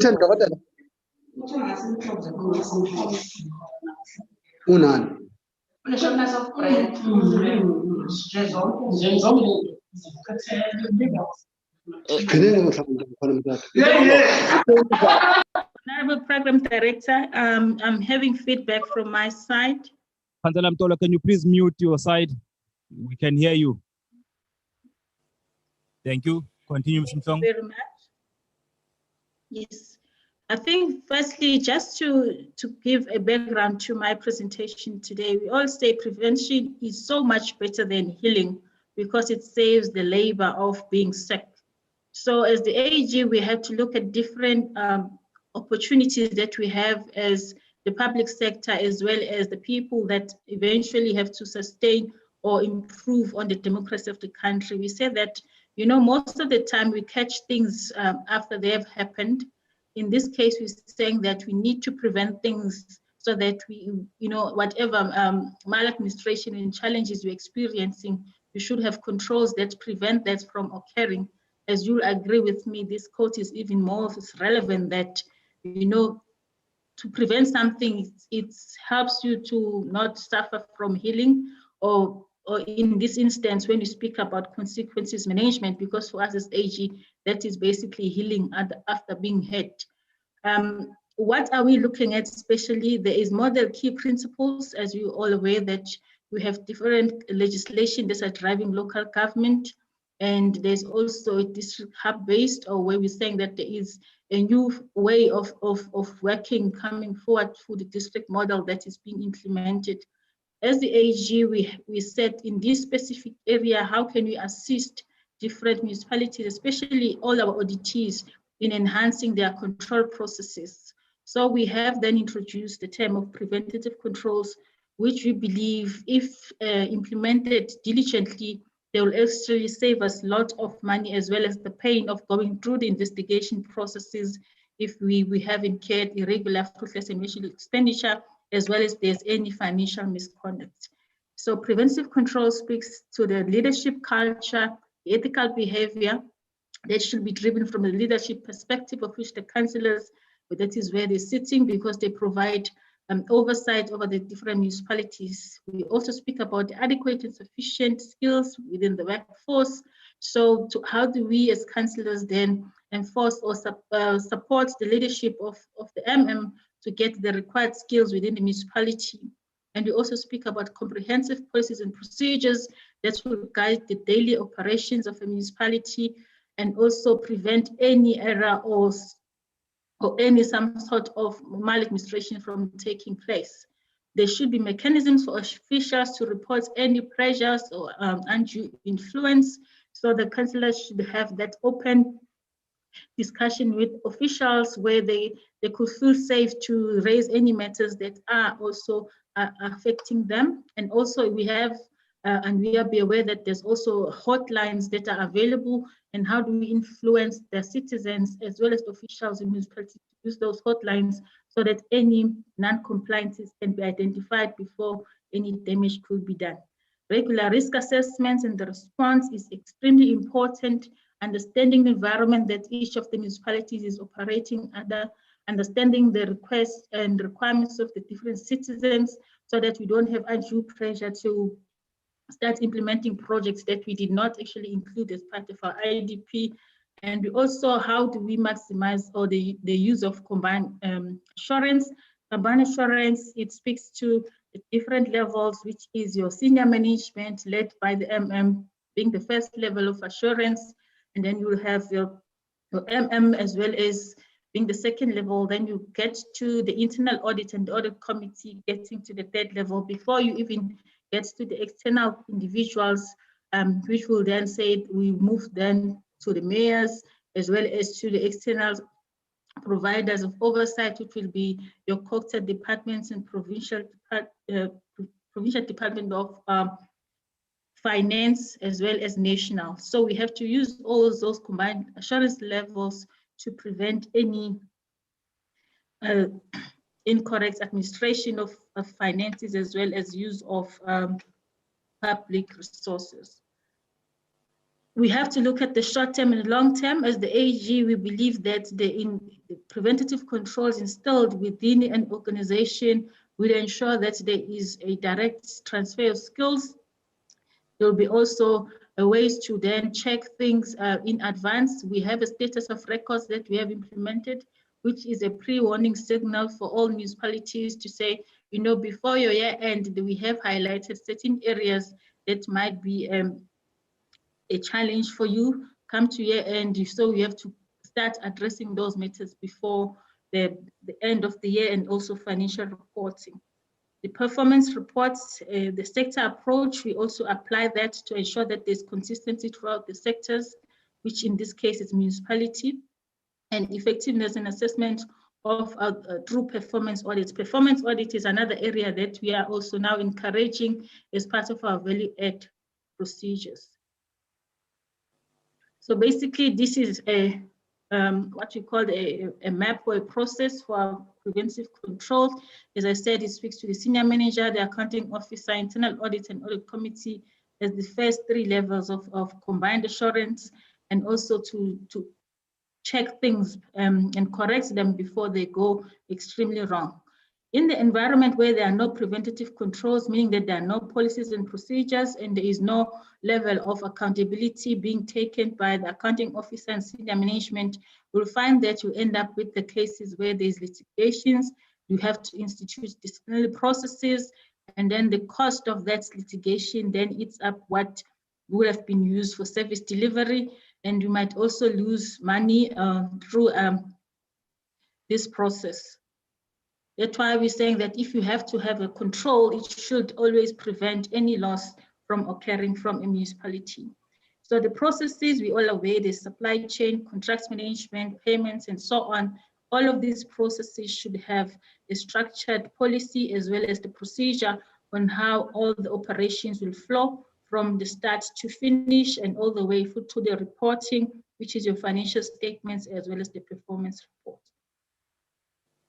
This speaks to the discipline of project planning as a preventative control. You as I said, that you will have your accounting officer that will be driving a different hub or district hub, and that is also have a budget process that needs approval. And as you're all aware, that these budgets are approved from a high level, which is council. So council should interrogate information that sits in that budget. How does it relate to the key IDP matters that we have agreed on and communicated to citizens, and the release of funds that should trigger proper crafted plans. Annually, we have what we call an annual performance plan that's a municipality put. How do you link it back to budget, and every time interrogate that the reports that you get either through the section as 71, 72 reports are linked back to what you have approved from the beginning of the year, which is your budget, as well as the performance objectives. Monitoring and against milestones. This is very important as well. All the projects that are being delivered, are they aligned to your budgets? Do you query if there's anything that is outside of the norm? And what sort of responses do you receive? Do you just accept responses because they've been signed off by management, or you interrogate that information and get proper responses that are aligned to what you have been previously informed about? So we have the different guides, honorable councillors, that you can access from our website as well. We will share the link. If there's any challenges, we can arrange as well with our stakeholder liaison manager to send these to you. So the guides, you have one that speaks to the tone and culture of leadership, which will then guide you how to how to implement that culture of ethical conduct from a high level, so that it gets translated to a municipality that is responsible, accountable, and can be able to report effectively and honestly and transparently to the citizens. We also speak about institutionalization of controls. So all these guides are available for your use, and also you can read and send us some questions through different forums. We'll be able to answer those questions for you. So this is just for your information. So there's numbers 1 to 3, and we will be issuing more guides as well as we continue with this process of implementing the preventative controls. Honorable Program Director, that's the end of my presentation. If there's any specific questions, maybe the honorable councillors would like me to answer, I will take that opportunity. Thank you. Thank you, Ms. Nhlongo. The questions and discussion will be taken after all presentations. Is Lance ready? Lance, COO?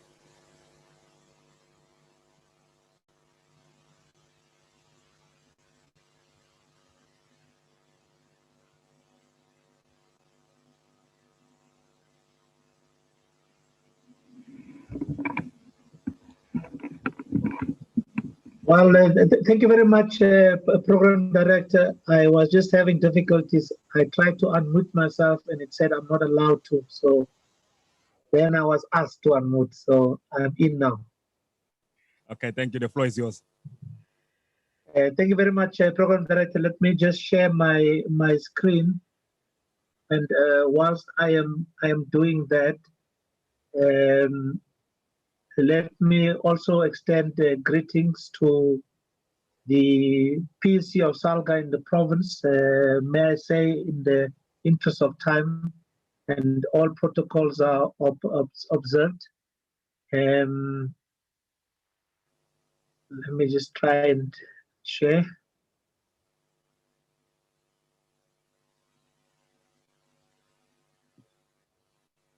I hope it's appearing on your side, Program Director.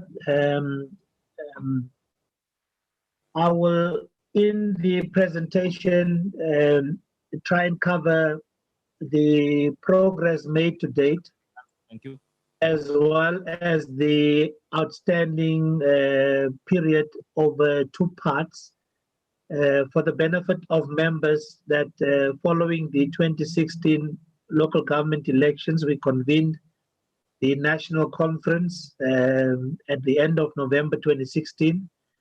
And that national conference culminated in the approval of a 5-year plan which started in 2017 and will conclude in 2022. When one looks at that plan, we have already executed 3 years of the plan, and we are in the 4th year as we speak. And the next financial year, 2021-2022, will be the last year of the 5-year plan. So I'll briefly speak on the progress made to date in the first 3 years in a summarized format, and then talk you through the plan for the current year and the next year being the last year of the plan. Just to give members a sense that often when I refer to the 5-year strategy and the goals in the 5-year strategy, there are 3 goals in the 5-year strategy. Goal 1 being sustainable, inclusive economic growth and spatial transformation.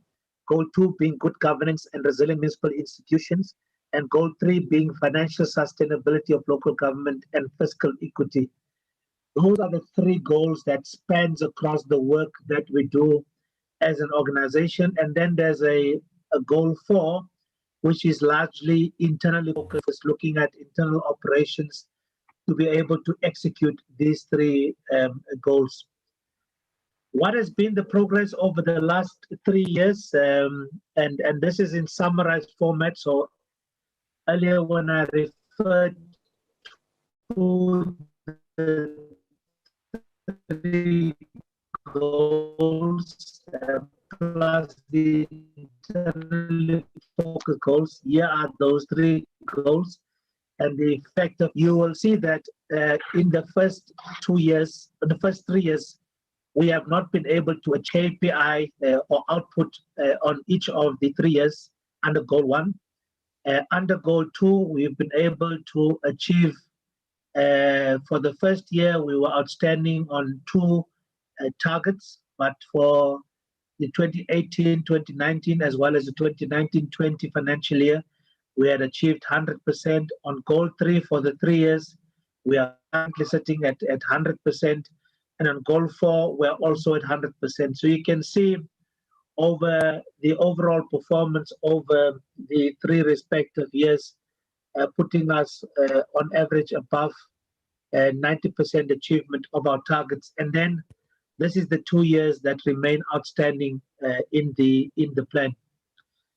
Just to give members a sense also on the implementation of the 2016 National Conference resolution, you can see generally across the board there is good progress that is being made based on the resolutions taken in the 9 commissions that were held at the PMA. There is only one area that has quite a number of targets that remain outstanding for those resolutions, and it related to the commission that dealt with youth equality and skills development. And there is a lot of focus in the current financial year, and we will conclude in the next financial year on implementing those resolutions so that coming the conference after the local government elections next year, we can present you with a positive picture in that regard. For the year under review, this is the summarized picture. So we had achieved 97% of our targets, 3% were not achieved. So essentially, we had 39 targets for the year. We achieved 38 of the 39 targets, and only 1 target has not been achieved. And this was quality assured by the Auditor General as well. So those are audited figures. This is just an indication across the respective goals, how we have fared. And you can see the goal that was outstanding is the goal 1 as presented earlier. This is across the 6 mandates of SALGA, how we have fared in implementing those resolutions, but also an indication of the breakdown percentage-wise of the respective targets. You can see the 1 target that was not achieved is related to our mandate 5, which is the knowledge sharing mandate. From a financial point of view, it's supposed to be the next input, but I'll cover it here in. Very briefly, you will see from our operating revenue that we remain as an organization, a membership-based organization, we remain dependent on membership levies to run the organization. And you would see that largely our members are ensuring that this organization continues to exist and breathe from a financial point of view. From an expenditure point of view, just really in a summarized format, you can see that in terms of the breakdown, that more than 50% of our expenses are going towards program implementation or program costs. The exact figures are appearing there, and administrative heads are sitting at around 23%. So you can see the focus remains on program rollout and implementation in the organization.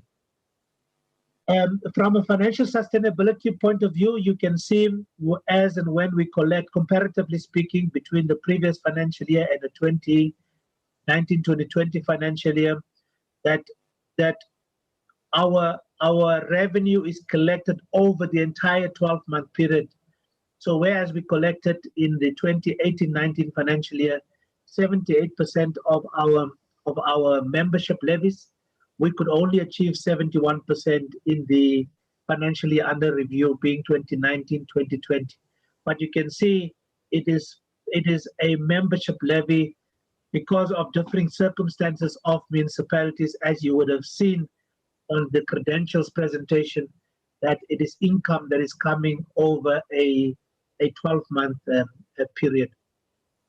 But we remain financially sound as an organization, and we are hoping that despite the challenges of COVID-19, we will continue to retain that status. Our audit report, again, 97% for the year under review, targets achieved as audited, and we have again secured a clean audit. So we've got 8 clean audits in a row, and it clearly is an indication that the organization is not only managing its resources accordingly, but is also executing the responsibilities as allocated by its members. So that is the part 1, which is reflecting on the last 3 years. Part 2 is reflecting on the 2 years outstanding on the 5-year plan. And essentially, we are alive to the fact that these challenges remains the main challenges facing our members. So from capabilities, governance and leadership, to fiscal policy and financial management, spatial transformation and inclusion, and service delivery and infrastructure remains the interlinking challenges that our members are facing. So when we plan, we must be alive to that reality. But secondly, also this reality that our membership is not a one-size-fits-all. And what this slide attempts to present to you is that our members differ, and you essentially have 7 different types of municipalities cutting across the 257 municipalities that we have. All of them faced with different challenges, all of them faced with different environmental issues, all of them faced with different population groups that they have to deal with. And essentially what it tells us that as we plan and define interventions to direct support and advise our members, we must be mindful of this reality that our members are indeed different in form and shape. So what we also had to be alive to is the fact that with COVID-19, which came after our annual performance plan for the current year 2020-2021 was approved, we faced this reality of COVID-19, and what COVID-19 brought for our members are additional burdens. You would know, Program Director, that new responsibilities, additional responsibilities were given to our members to execute through the DMA regulations. And these additional responsibilities have placed also a additional financial burden on our members. but more so from a revenue point of view, our members have been affected negatively from a revenue point of view. So across all of the services, and that is the revenue services that we have, there are negative implications, whether you are talking water and sanitation, whether you are talking collection on electricity, whether you are talking about property rates, or any other services that are provided by our members at a fee. All of them have suffered over the last few months. Yes, indications are that things are improving. Municipalities had to be very innovative, had to be very creative in looking at alternatives to try and retain the income streams that they have. We had to take those into account, and having considered the fact that COVID-19 came after our plan was approved, we had to go back, revisit the plan, and in revisiting the plan, we took into account those factors, but also adopted an approach that looks at the 5 R's. So we're looking at what is it that we need to resolve as it relates to COVID-19. What are some of the resilience issues, return, reimagine, and reform. So in building a new approach, what are some of the things we had to do beyond the current difficulties that we have? And as such, it resulted in a revised annual performance plan for the year. And if you look at this picture, all it presents to you is the old APP in terms of its outputs and targets versus the revised APP. And you can see there's been an increase. Whilst the outputs have remained the same in terms of numbers, there have been slight amendments in terms of wording, but the targets have increased, and we have added an additional 22 targets so that we, as an organization, we are more responsive to the realities that face our members. So the key focus areas, Program Director, I'm not going to run through them in detail, but under Outcome 1 or Goal 1, we are focusing on spatial planning, economic development, roads and transport, rural development, environmental management, gender mainstreaming and vulnerable groups, safety and security, disaster management, infrastructure financing. Under the Goal 2 or Outcome 2, we will be doing work around the competency assessment on the recruitment of senior management. We'll be looking at expanding the performance management systems across municipalities, assisting our municipalities to revise their organograms to become more fit for purpose, looking at finalizing the accountability and consequence management framework. We are taking a new approach on municipal interventions, continuing our participation in the IGR space, and then taking our cue from the audit outcomes for 2018-2019, define direct and indirect targeted municipal audit support to municipalities. This being the last year of the multi-year salary and wage collective agreement, we would be negotiating whether it is a single year or whether it's a multi-year agreement, which will take effect from the 1st of July next year.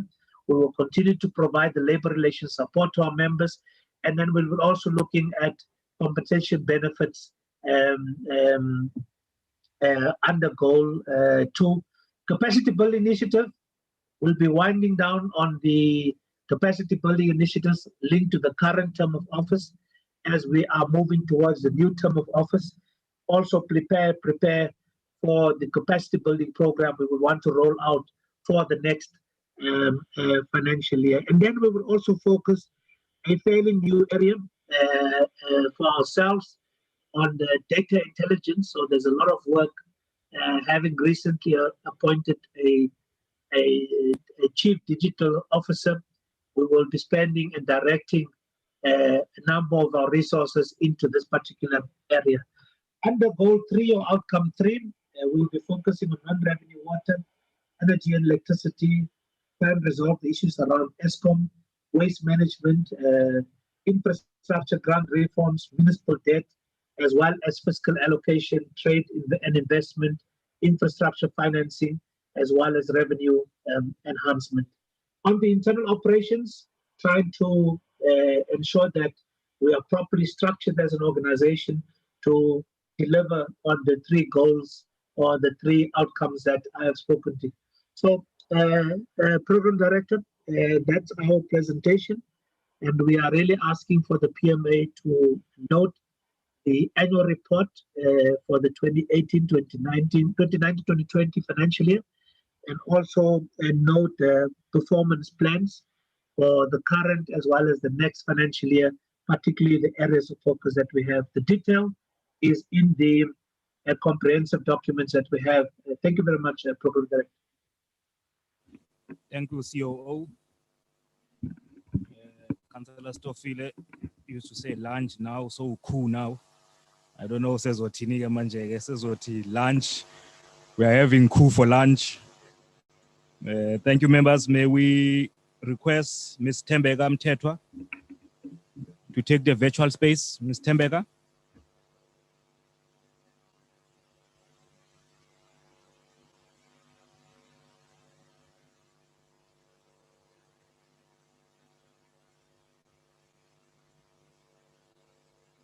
Is Ms. Tembeka on the virtual?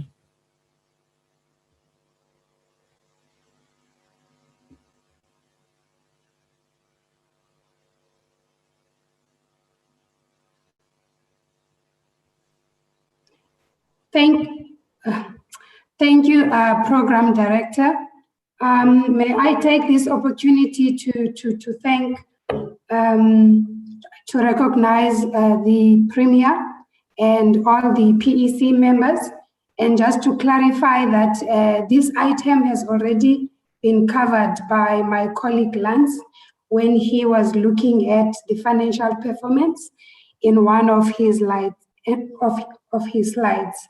And perhaps for me is just to say thank you to all the municipalities who continue to support SALGA as an organization in doing what we are doing. Thank you, Chair.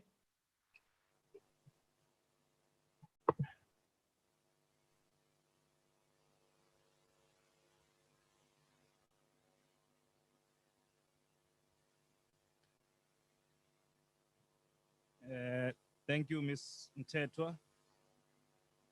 But you were supposed to present it. You are the CFO. We want to hear that tanda of the 8 years from you, not from Ulans. But yeah, it has been presented and much appreciated. We are just checking on the chair so that we may move to the next item. In the meanwhile, while we are waiting for the chair, can I see those who want clarities on the 3 presentations so that Dr. Umfundisi ulinda ngeculo uhlalo ulindwa ngembuzo nengcaciso. So we'll take those clarities while we are waiting for the chair. Technical, can you assist me with a paint that shows the hands? Debucho, can you assist me with a paint that shows the hands? Otherwise, members can just chip in and raise any questions of clarity or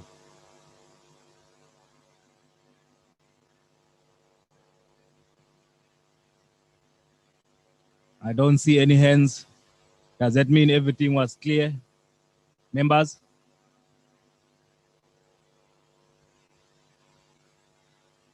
Again, members, at times, artificial intelligence now, it has an impact. We've got members. So we AI esikhona lapha ama-members awasekho. It's better times ke sivule nje ama-video ke sibone ukuthi ama-members akhona yini. Because disenawo kanti sebefaka i-artificial intelligence abasekho bona. Hayi sikhona sihlala. Oh hayi ngiyabonga-ke manikhona. Technology njalo. Any hands? Thank you. Was the first presentation clear from AG's office KZN? Clear.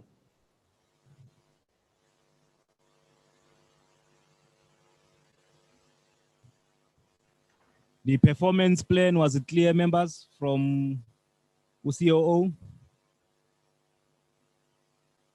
Yes, Chair. Thank you. Chair, it was clear. Thank you. I'll seek guidance from the members. The chair is still engaged in the meeting. How do we proceed from here? We take a smaller adjournment of lunch, or we do what?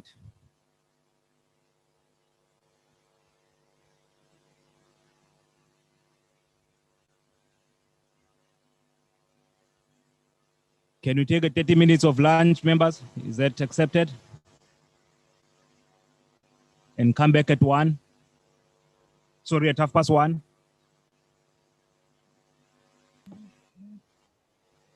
Agreed. Yeah, great. Thank you. Chair. We'll reconvene at Thank 1:30 you. for the last item. Thank you, members. We stand adjourned until 1:30.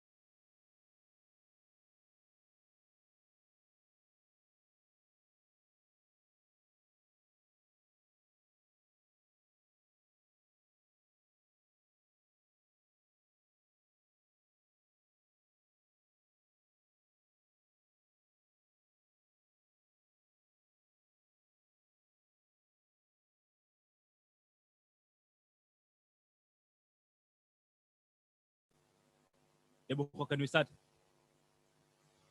What was the issue? Was sound?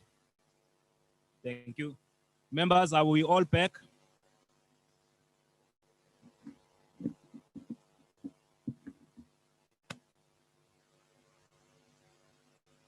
Can we resume our program?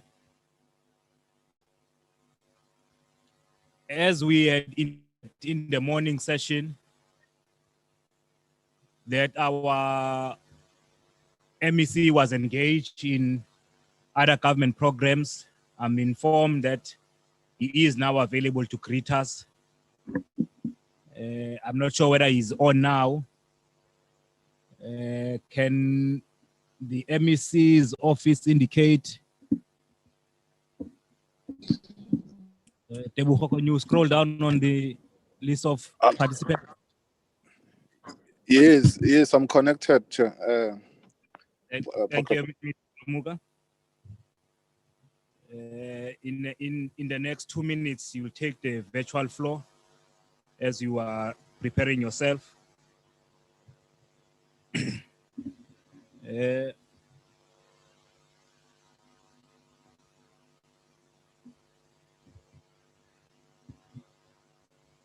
I don't know whether MEC will be on video or you will be on, because my screen is still having some problems.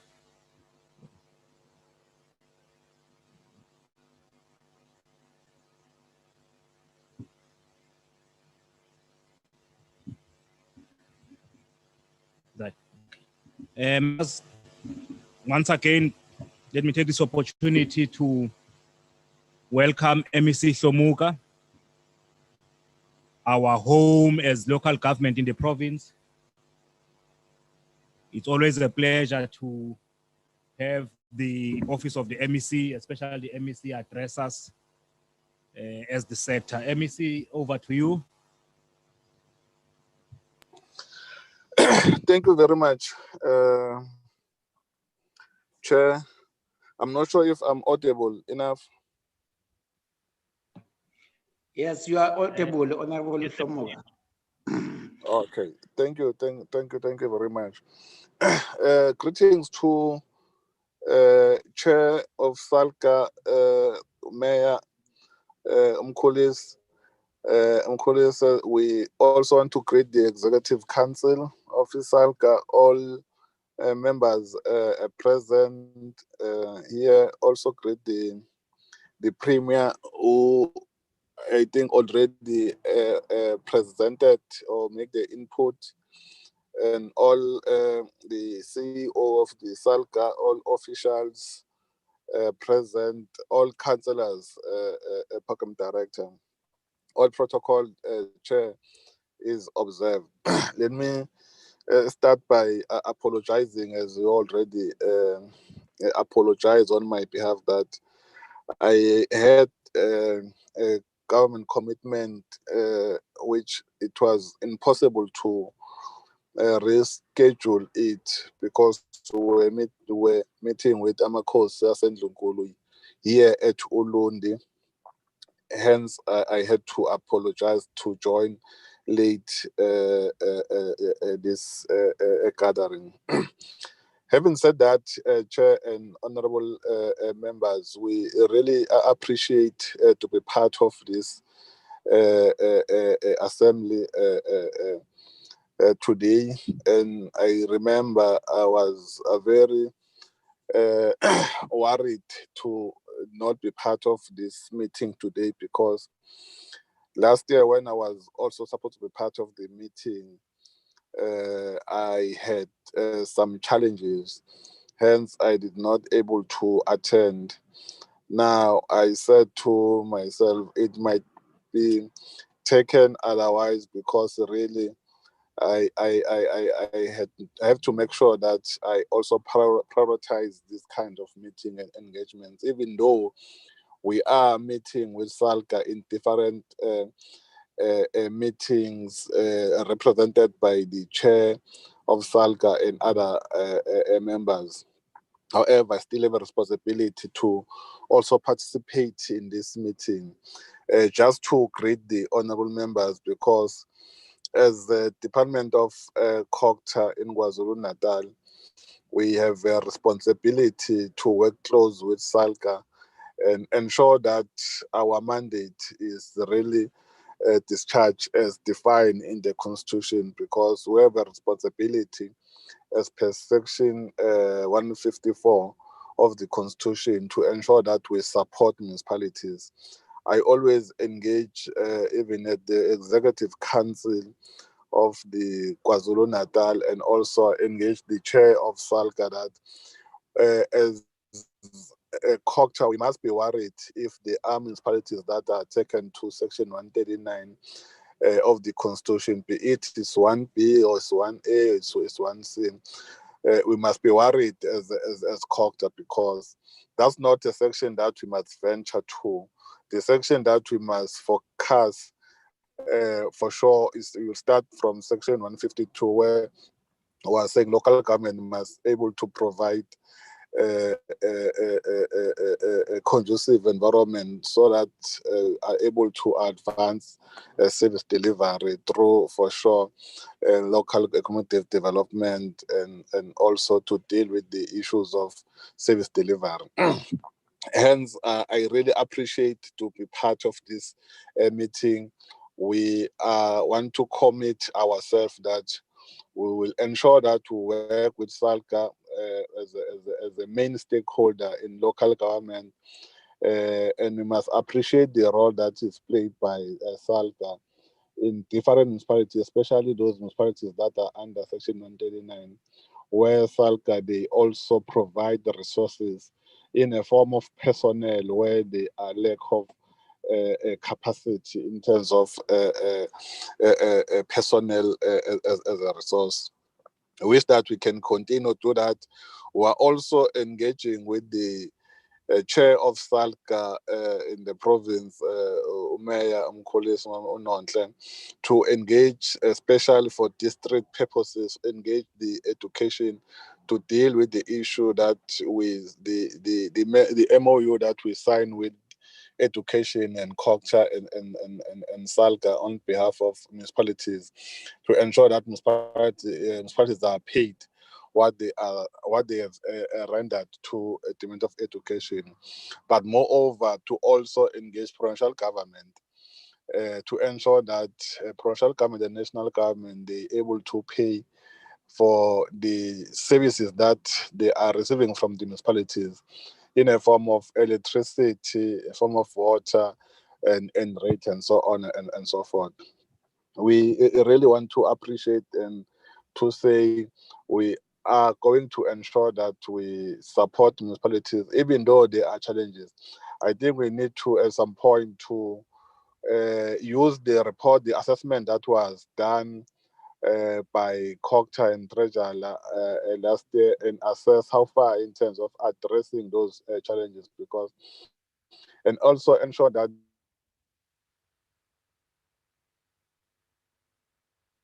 there is a political instability. That means it will be difficult to have a stability in municipalities. I think, Chair, I just wanted to greet the leadership of SALGA and its members, and I will be part of the meeting to participate through the presentation that will be made. But as COGTA, we will participate on those presentations made. Thank you very much, Chairperson. Thanks. Thank you. Yes, Siyabonga, MEC. Can you give the MEC a round of applause, members?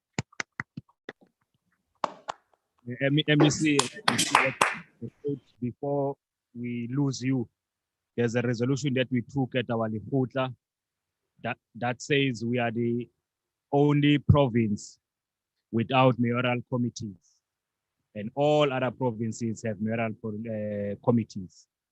And we are just reminding your office that we took that decision, and your DDG promised that he will relay that information to you so that you may establish a pilot before 2021 so that you can see whether is it viable to have mayoral committees or it's not viable. It was just a parting shot on our behalf to remind you of some of the commitment. Again, we thank you for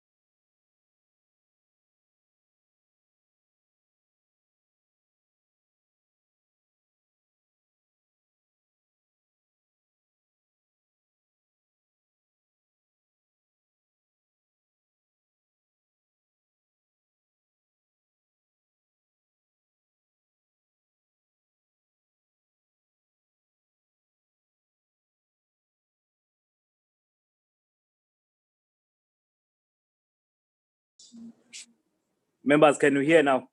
Was there no sound? We can hear you now, Chair. Bekungazwakali ngempela ngenkathi eqala usihlalo. Okay, Siyakuzwa kahle manje. Sesiyezwa Sihlalo kakhulume ngizwe Yes, now we can hear. Niyamuzwa usihlalo? Cha simuzwa usihlalo. Yes, uyezwakala. Okay. Akazwakali usihlalo. From the beginning. But uzwakala. Umbhobho kaSihlalo uthule. Uthule, okay. Okay. La kuzwakala la kulento. The internal speakers are not audible. That one's not audible.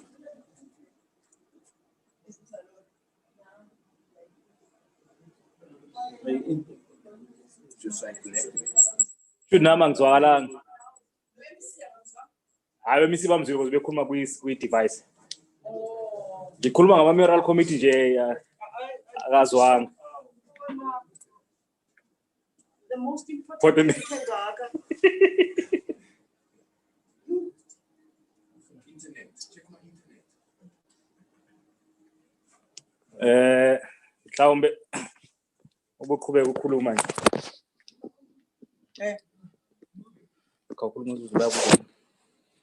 Colleagues, do you hear me now? Yes, we can hear you. Yes, Chair. Oh, okay. So our apologies. Okay, thank you very much, MC and delegates. I believe it's our system of technology that they are using. And probably let's agree to use your device, Councillor Mapen. Are you able to sort out the problem that side? So that if you don't, we don't waste time for all participants. Is that fine now? Must continue the device. Okay. I thought I was, let me start from where I started. MSc and the Premier, if he's still there, a leadership of SALGA NEC that today has been led by Councillor Poison, who is our NEC deployed to this province of KwaZulu-Natal, MEC for COCTA, chairpersons, deputy chairpersons who are here, who are directing the program since morning. Mayor Wasemkungundlovu, Mayor Umapumulo, the deputy chair, Councillor Umapena from eThekwini, who is also the first deputy chair, Mayor Wase Majuba, who is also part of us in SALGA conference room, delegates, mayors, deputy mayors, speakers, all councillors that are sent by their municipalities to represent in our 2-day of provincial members assembly. Officials from national, COO and CFO, as you have presented as well, but also the officials from our province, SALGA, that are led by the PTO, Mr. Kwala. Allow me, of course, to also identify one critical stakeholder that has opened in terms of our agenda by giving the message of support. And that was the representative, the chairperson of ILGM. And thank you very much, Mr. Vezi. You gave us hope that local government can still be able to rise above, can still be able to.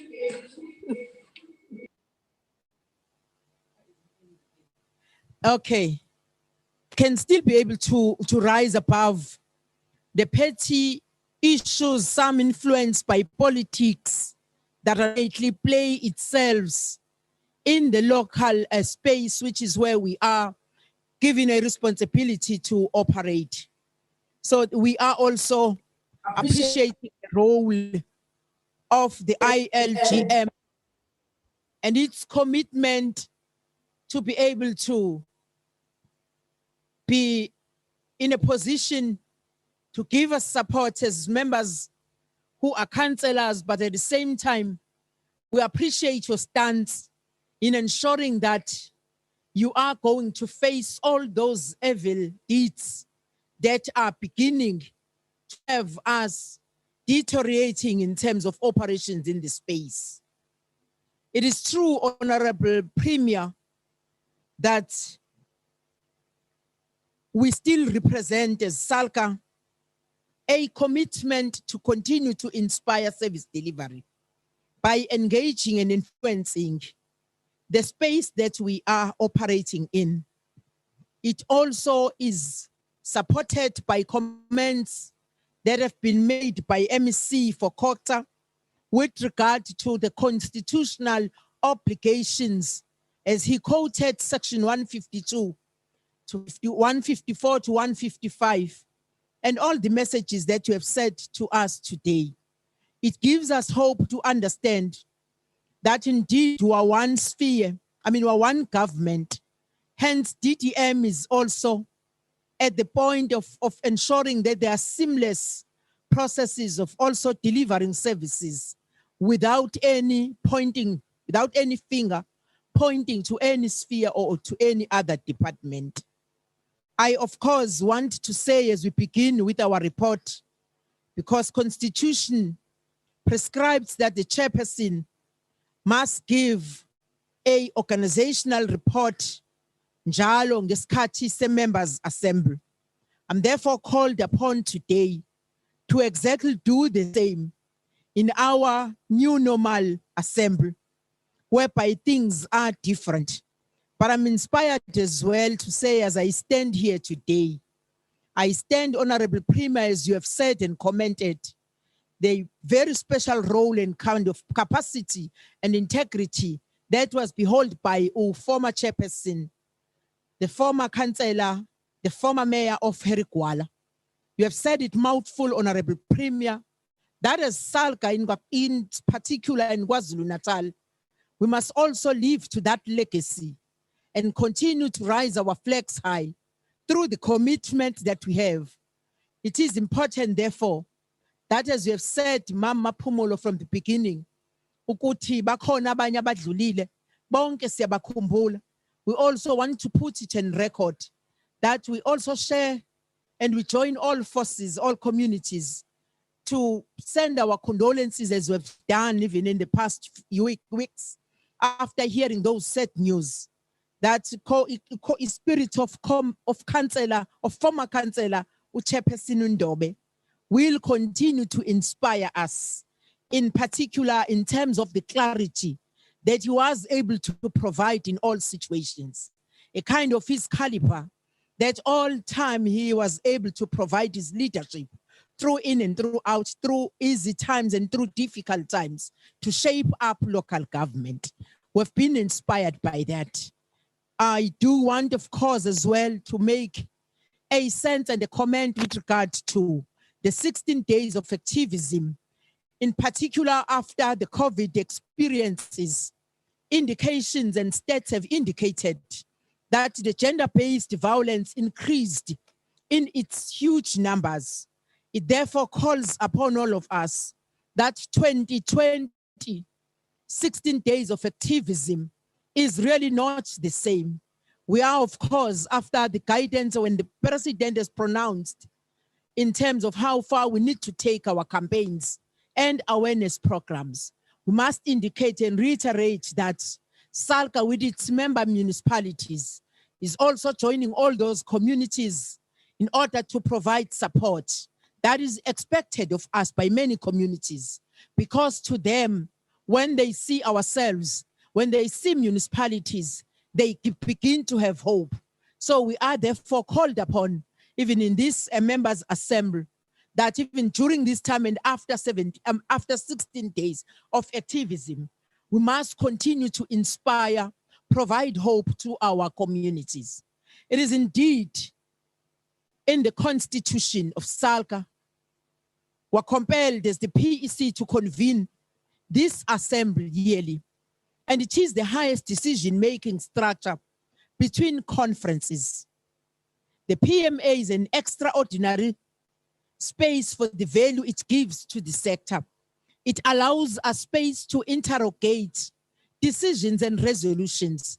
It also allows us space to vent out in terms of frustration that we have been experiencing and that we are currently experiencing. It also speaks to the progress that we experience as we move on in delivering services to the local space.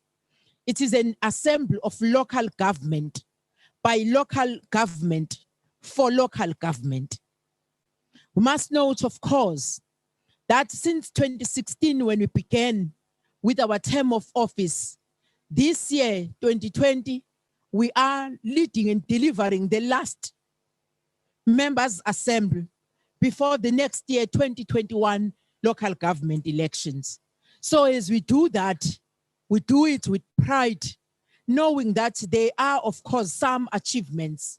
Indeed, there are negatives in the process, but at the same time, we have experienced positives in the process.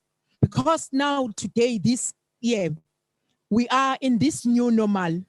Our conference is a virtual conference that has quite a lot of new things that we need to adjust to them in this local space as well. We have provided a detailed report that has been sent to all member municipalities in good standing. Even though the PMA is in this type of a condition for obvious reasons that are known by everybody. But the KZN SALGA PEC made an effort to introduce the visit to member municipalities in the smaller numbers of the family of municipalities in districts. Yes, indeed, we are aware that we could not be able, because of pressures of time, to finish visiting all the municipalities across our municipalities in the province. We will continue with that particular program because it gave us space for each municipality, in particular, those in management and office bearers of the municipality, to have space with SALGA delegation to understand that local municipality without reading some of the issues on papers or everywhere. But we thought it was proper for us as SALGA. We are reporting today to these members, to this member assembly, that we believed that it made us to come closer to where issues are. Each municipality had then a unique perspective, and each perspective is valued. And it is critical part of the body of the life of SALGA. And it was important to get this perspective across the province. This organizational report I present, similar to the one of the previous years, goes beyond simply outlining the outcomes of SALGA engagements, but makes critical observations stemming from the committees, working groups that we have established and members have been participating from. Last year in our members assembly, I raised as the chairperson, and I stressed to you members that in any platform of SALGA, there is no one who must feel that they cannot speak freely on matters that they believe they need to raise. We must encourage that members must raise matters sharply, but freely, kodwa ke si objective. What we say in this session requires safeguards to be in place. So we plead that all of us would respect the nature of this conversation. It is easy to preach tolerance, but it is difficult to be tolerant. It is easy to affirm the dignity of local government in words, but it is harder to affirm local government through our actions. Therefore, I do not take what I say to you lightly. I come to you with only highlights today, and I know you might have deep insight into the situation we find ourselves in. So today I invite you delegates to a conversation. I will therefore take you through in a summary version of our report, because I believe that every member municipality has received an organizational report, which is a huge document that speaks to progress and challenges in the sector. During COVID-19, we are very much, all of us, aware that it has brought risk to everybody. But we want to speak about the municipal space, that it brought also a risk to municipal viability. a number of aspects have been affected. But members of SALGA and KwaZulu-Natal use the platforms of SALGA to reflect on the state of the sector and to devise positions that have seen the sector growing. The growth of municipalities has allowed basic services to reach unprecedented levels. This must encourage us. Whilst encouraged, we must count the cost and reflect on the challenges that continue to undermine the good work that has been done. COVID-19 has only amplified the challenges we already saw coming our way. The current state of disaster under COVID-19 requires all of us to put aside our own personal views and consider the holistic picture.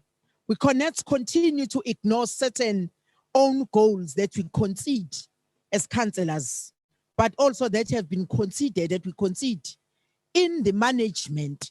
And I think some of them have been made sharply, have been raised sharply by ILGM chairperson. We must therefore raise the bar. The key word in raising the bar is solidarity.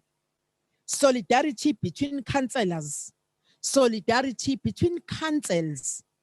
This must be our rallying call in these times of uncertainty. I'm not going to bother you because quite a lot is mentioned in the report, but also safe to say that in some areas and in some municipalities, we also have seen kind of hostility and animosity between the two parties, councillor component and employee component, in the areas of how we regard essential services, its compensation during this hard time. Not going to bother you with that. Decisions in terms of options were presented in terms of how we view that, so that whilst we look at the issues that affect workers, but at the same time we protect institutions that we are leading. In advancing organized local government, we would like to report that just few of the gains that we believe made SALGA KZN a worthwhile association for you in the past 12 months from the last year's members assembly. On HR support and training, in the past 5 members assemblies in our province, we have been reporting to that we continue to provide the greatest number of training opportunities for councillors and officials, not only in SALGA, but the whole province. This has not changed. When COVID-19 meant that we were in danger of not getting even close to our target, 2,500 training opportunities. The PEC supported the operational shift to webinars and online training and learning. I am pleased to indicate today that we have provided over 2,700 training opportunities. Our 3 winter schools for HR and labor relations, spatial planning and municipal finance proved to be extremely popular with our members, even in those platforms. Honorable delegates, it is important for us to report that in terms of our employer body role, we are pleased to report that we are on track to implement the resolutions you took at the previous PMA, guided by the working groups, the working group that is chaired by Councillor Lawrence. The SALGA KZN represented municipalities in over 120 labor relations, disputes, and cases in the past 12 months. The committee regularly receives reports on the progress you members are making in terms of our PMA resolutions to finalize job evaluation and implement performance management by 31 July 2020. We must commend this committee. We must commend this committee for having published our case law journal to assist to prepare for cases with a practical toolkit for interpretation of collective agreements, labor legislations, and policies. The number of disputes referred to the bargaining council is still very high, so we extend appreciation to the SALGA disciplinary panel which assists municipalities in labor disputes As members, at the last PMA, you called on us to facilitate the reduction of overtime cost, and we've done that. But hence the noise we're hearing from those that were abusing the allowance. When the COVID-19 lockdown started, members mandated us not to change the conditions of service for employees and protect members from danger allowance cost. And as difficult as it was, but we honored the mandate to protect our sector. On community development, guided by the working group as well, that is chaired by Councillor Mapumulo, the SALGA KZN has annually hosted the SALGA Games. This hosting has placed the SALGA at the center of the conversation about the bridge between elite sport and mass participation. We know that this is still going to be a debate on a new approach in the new normal kind of arrangement. When COVID-19 arrived, we had to take a difficult decision to suspend the hosting of the old program of SALGA Games. COVID-19 has given SALGA space to review the SALGA Games because many federations have, and over the past 20 years, introduced youth leagues and academies. The MEC for Sport and Recreation in the province of KwaZulu-Natal is at the center to review your voices, and that must also be certainly guided by how we look at that. So we're still inviting your comments on this one so that it informs whatever resolution that we will take and guide the PEC and the working committee, working group. On gender equity, delegates, participants, MEC and Premier, national leadership, we do want to indicate that the SALGA Gender Bureau was endorsed by the PMA of 2019. And indeed, under the leadership of Councillor Doli Shandu, we have established the Bureau in KwaZulu-Natal, a first of its kind in the country. This technical structure already has terms of reference and is working with the bargaining council to ensure that we become gender equity example for all spheres of government. Indeed, we still have some teething problems that moving forward we'll be able to shape them and shape ourselves in terms of how we want to move with this particular process. But we do want to applaud the Commission as well on gender in this particular responsibility. On municipal finances, I report, colleagues, that the Municipal Finance Working Group has lobbied very strongly that the audit process and submissions of annual financial statements of municipalities be adjusted. Indeed, we worked successfully in lobbying the Minister of Finance, the Provincial Treasury, Command Council of KwaZulu-Natal to extend the deadline for submission of financial statements. I must also indicate that we have a good relationship with the members of the Command Council. We had a good space during COVID-19 to get a platform where all matters that affects municipalities across the province, because you have sent me to represent you in that particular forum, MEC for Kokta was raising some of those matters that emanated from those particular platforms and were also being able to be resolved.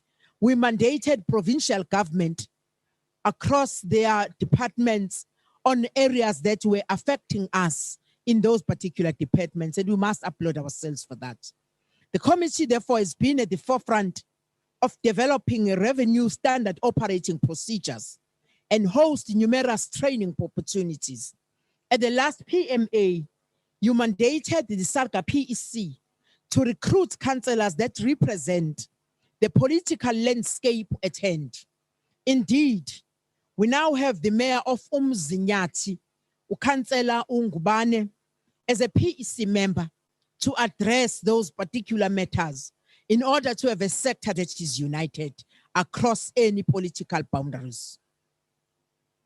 We also learned that lesson from also the NEC, and it helps us in terms of ukuba abantu bonke cooperate with the association. So Councillor Ngubane is supporting Councillor Mkhombo in the Municipal Finance Working Group on technical services. As part of the mandate you gave the PEC in the previous PMA, we now have a dedicated working group for electricity and another working group for water services authorities. We've since separated those and have rearranged. We realized that the majority of water services authorities operate their water distribution businesses at a deficit or a break even.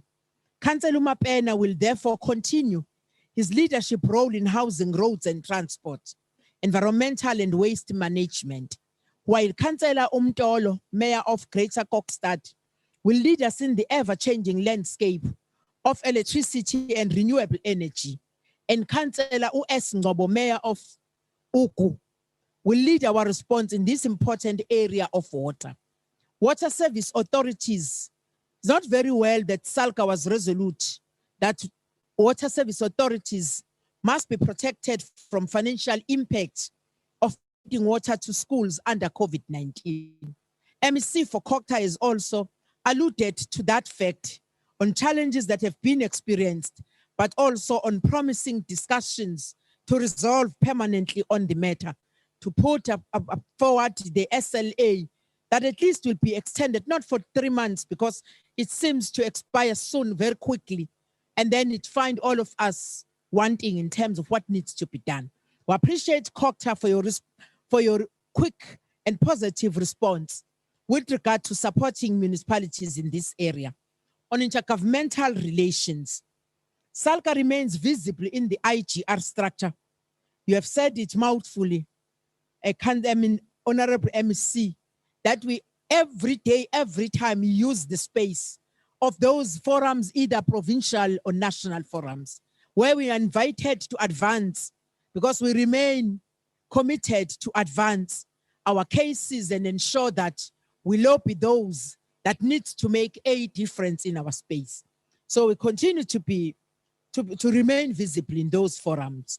And Councillor Pindile Stradom from Mukatamba has been tasked to establish a speakers forum which will aid speakers to share best practices and improve on how to facilitate the participation of traditional leaders. Working with the KZN legislature and Kokta KwaZulu-Natal, we are confident that the forum will introduce innovations that would uphold the dignity and of traditional leaders in our councils, as well as the adherence to rules of order. And we must be able to learn from each other because of a number of issues that are still not attended to with regard to how we relate the participation of Amakosi also in councils.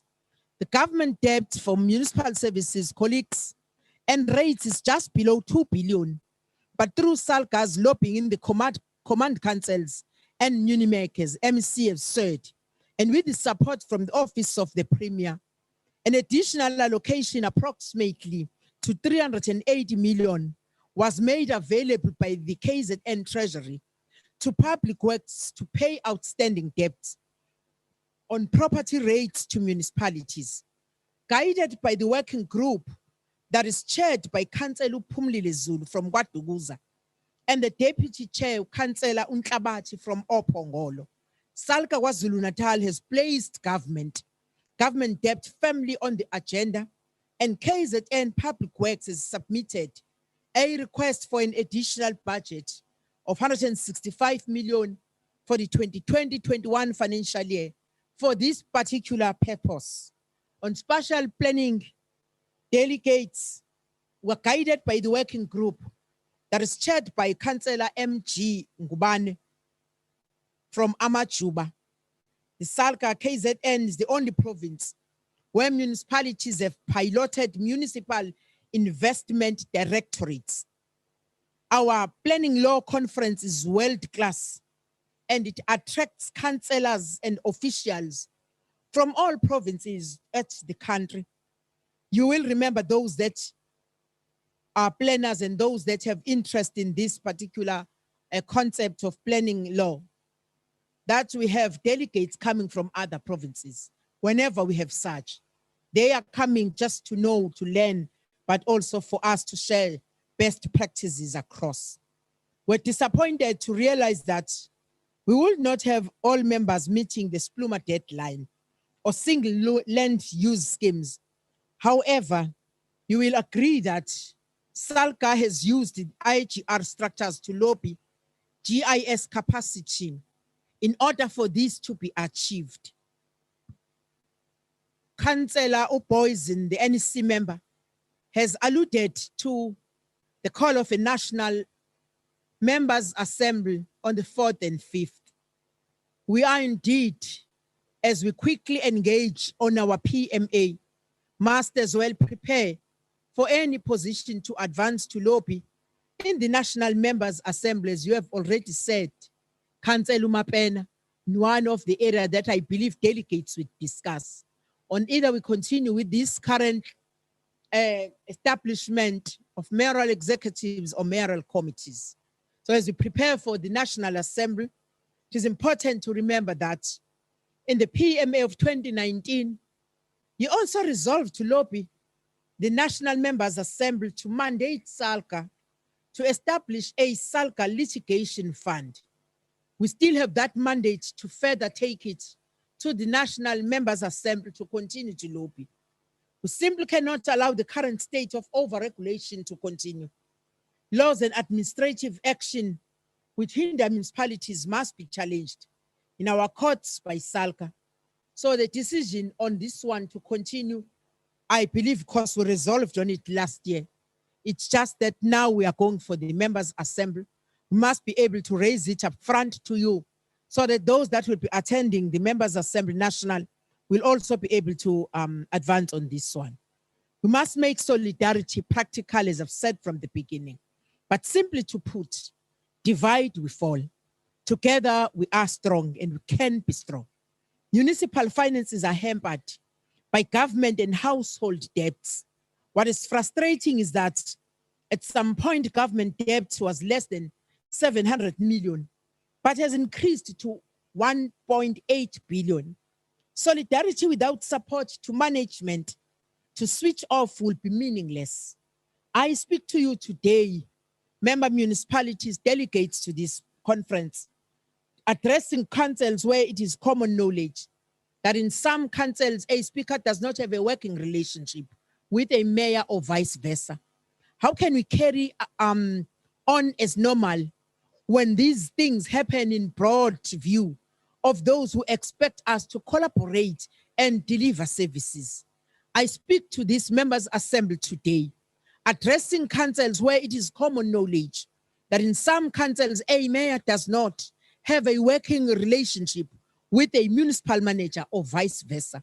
In some instances, these tensions are intra-party in nature, and in some it is inner-party. What is undeniable is that these tensions have compromised the local government gravely. It is indeed also have compromised a kind of relationship that is enforced by legislative frameworks that exist in the sector, where a particular person occupying a position is called upon to do a responsibility, and the other one on the other side is also having a responsibility. When the two can't converge to do the responsibility, then the local government and the space is being compromised.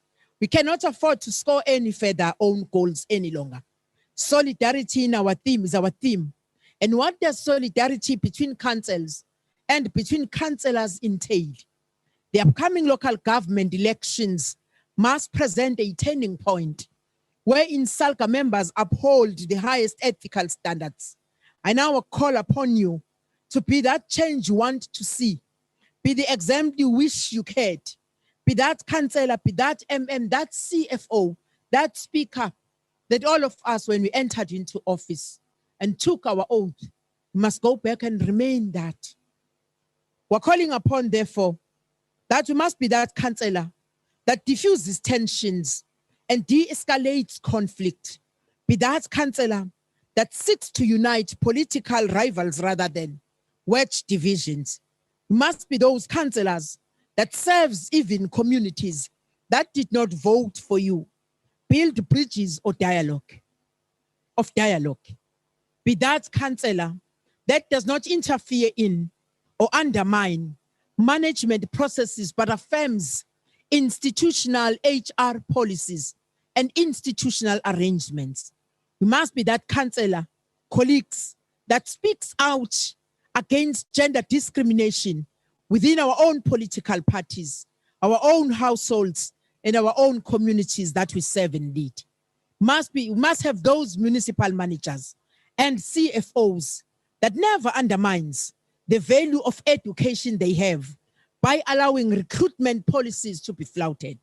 Must be that councillor that never flaunts personal wealth or shows off, that do not speak ill of other colleagues. We also must be that councillor that never threatens the job security of senior managers or any other.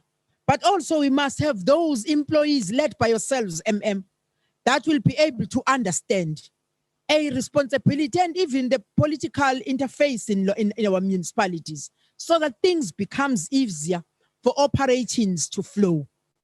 It is harder to rebuke our friends than it is to rebuke our enemies. Speaking truth to power is often difficult, but that is what we need our CFOs to do. Not looking to any face, but just stand still to what you stand to do. Must tell us that our cash flow projections are unrealistic. In conclusion, Honorable councillors, and Honorable MC and Premier, SALGA is not a rules or legislation governed organization, but is a voluntary membership organization, which ultimately derives its strength from the buy-in or association of its members. Local government needs us to put aside our political differences for the good of the association. The collaboration we enjoy as the executive committee in KwaZulu-Natal must be commended. The various chairs and members of working groups have made this report possible. I thank their contribution and their support together with our officials in our provincial office. SALGA is the only recognized representative body for local government that works hand in hand with COGTA. There is no other voice for this important sector. We're not a union, but we're an association. I've seen in some other stances where, I just want to put this on record, where political parties want to invite SALGA to get in the politics of municipalities. Must put that on record. We're not established to do that. We are not going to entertain those calls that calls us to interfere in the political space, but we are remaining and committed to stand with municipalities. If in any other way we identify a challenge or members identify a challenge, they must just talk to us, but we're not in a position of talking to the political organizations on how they perceive the performance of the municipalities, not unless our position is reviewed. So SALGA is this voice to be nurtured, to become the unifying force, the influencer, the inspire that it was always intended to be. Chairperson, Councillor Mapena, thank you very much for allowing myself to make this report in a summarized version of the broader report that we have sent across member municipalities. Colleagues, delegates, Premier MC, ILGM, I thank all of you for giving me time to listen to our report. I challenge that we get to engagements from the beginning of inputs and messages up to the organizational report so that we're able to adopt it and put our position moving forward to the National Members Assembly. Thank you very much. Thank you. Siyabonga. Thank you, Chairperson. Siyabonga Mbokodo.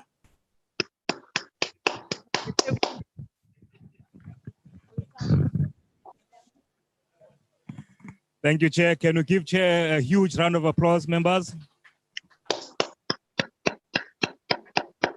Malibongwe. Igama lamakhosikazi. Malibongwe. Kamala Makoskazi. Kamala Makoskazi. Malibongwe. Thank you, Chairperson. Members, we are on the last stretch of the session. We had agreed that there were no questions of clarity and discussions on the other items, Chair. The only one that was left was yours. Tebuho, can you show me the panel with the show of hands?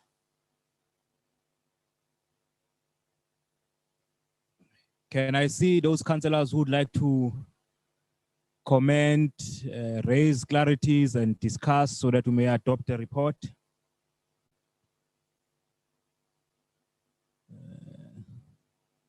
I don't see any hands. Can you scroll down so that we can see?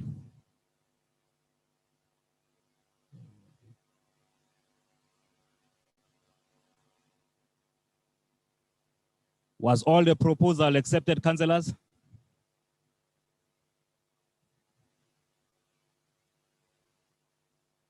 Am I audible? Yes, we can hear you, Chair. Oh, I'm hearing a deafening silence, so I was thinking maybe I'm not audible. You loud and clear, Chair. Thank you. Abeka bafuna ukuphawula. Bate mabatla ngubua. Abayo. Abayo, tanki. Ngiqhubeke ngeze ezinye ulwimi noma sesizwe sonke.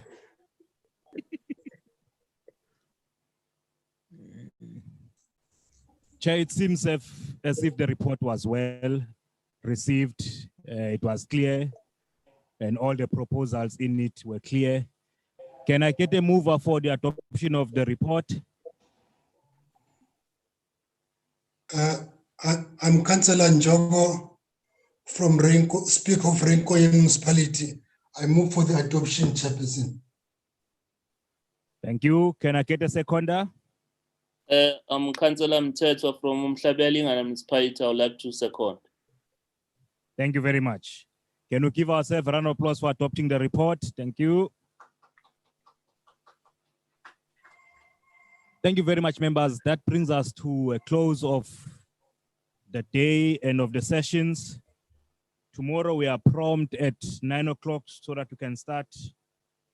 And the session will be chaired by Honorable Mayor Wase Greater Kokstad, Councillor Lumtolo. On my side, as the Deputy Chair, on behalf of Deputy Chairs and on behalf of SALGA through Councillor Unontem Kulisi, we thank you for your participation under these difficult times of virtual. We know your eyes sometimes are straining. Kulabo office data nayo iyastraineka idleke kakhulu. So we are saying thank you very much Utis from the morning until now. On that note, the PMA for the day stands adjourned until tomorrow morning. Thank you very much. Thank you, Chair. Thank you very much.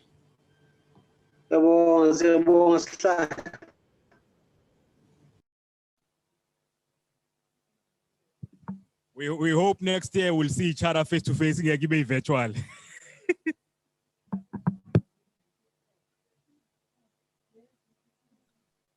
And we will be going to Cape Town, Chair, by that time. What do you choose? What do you choose?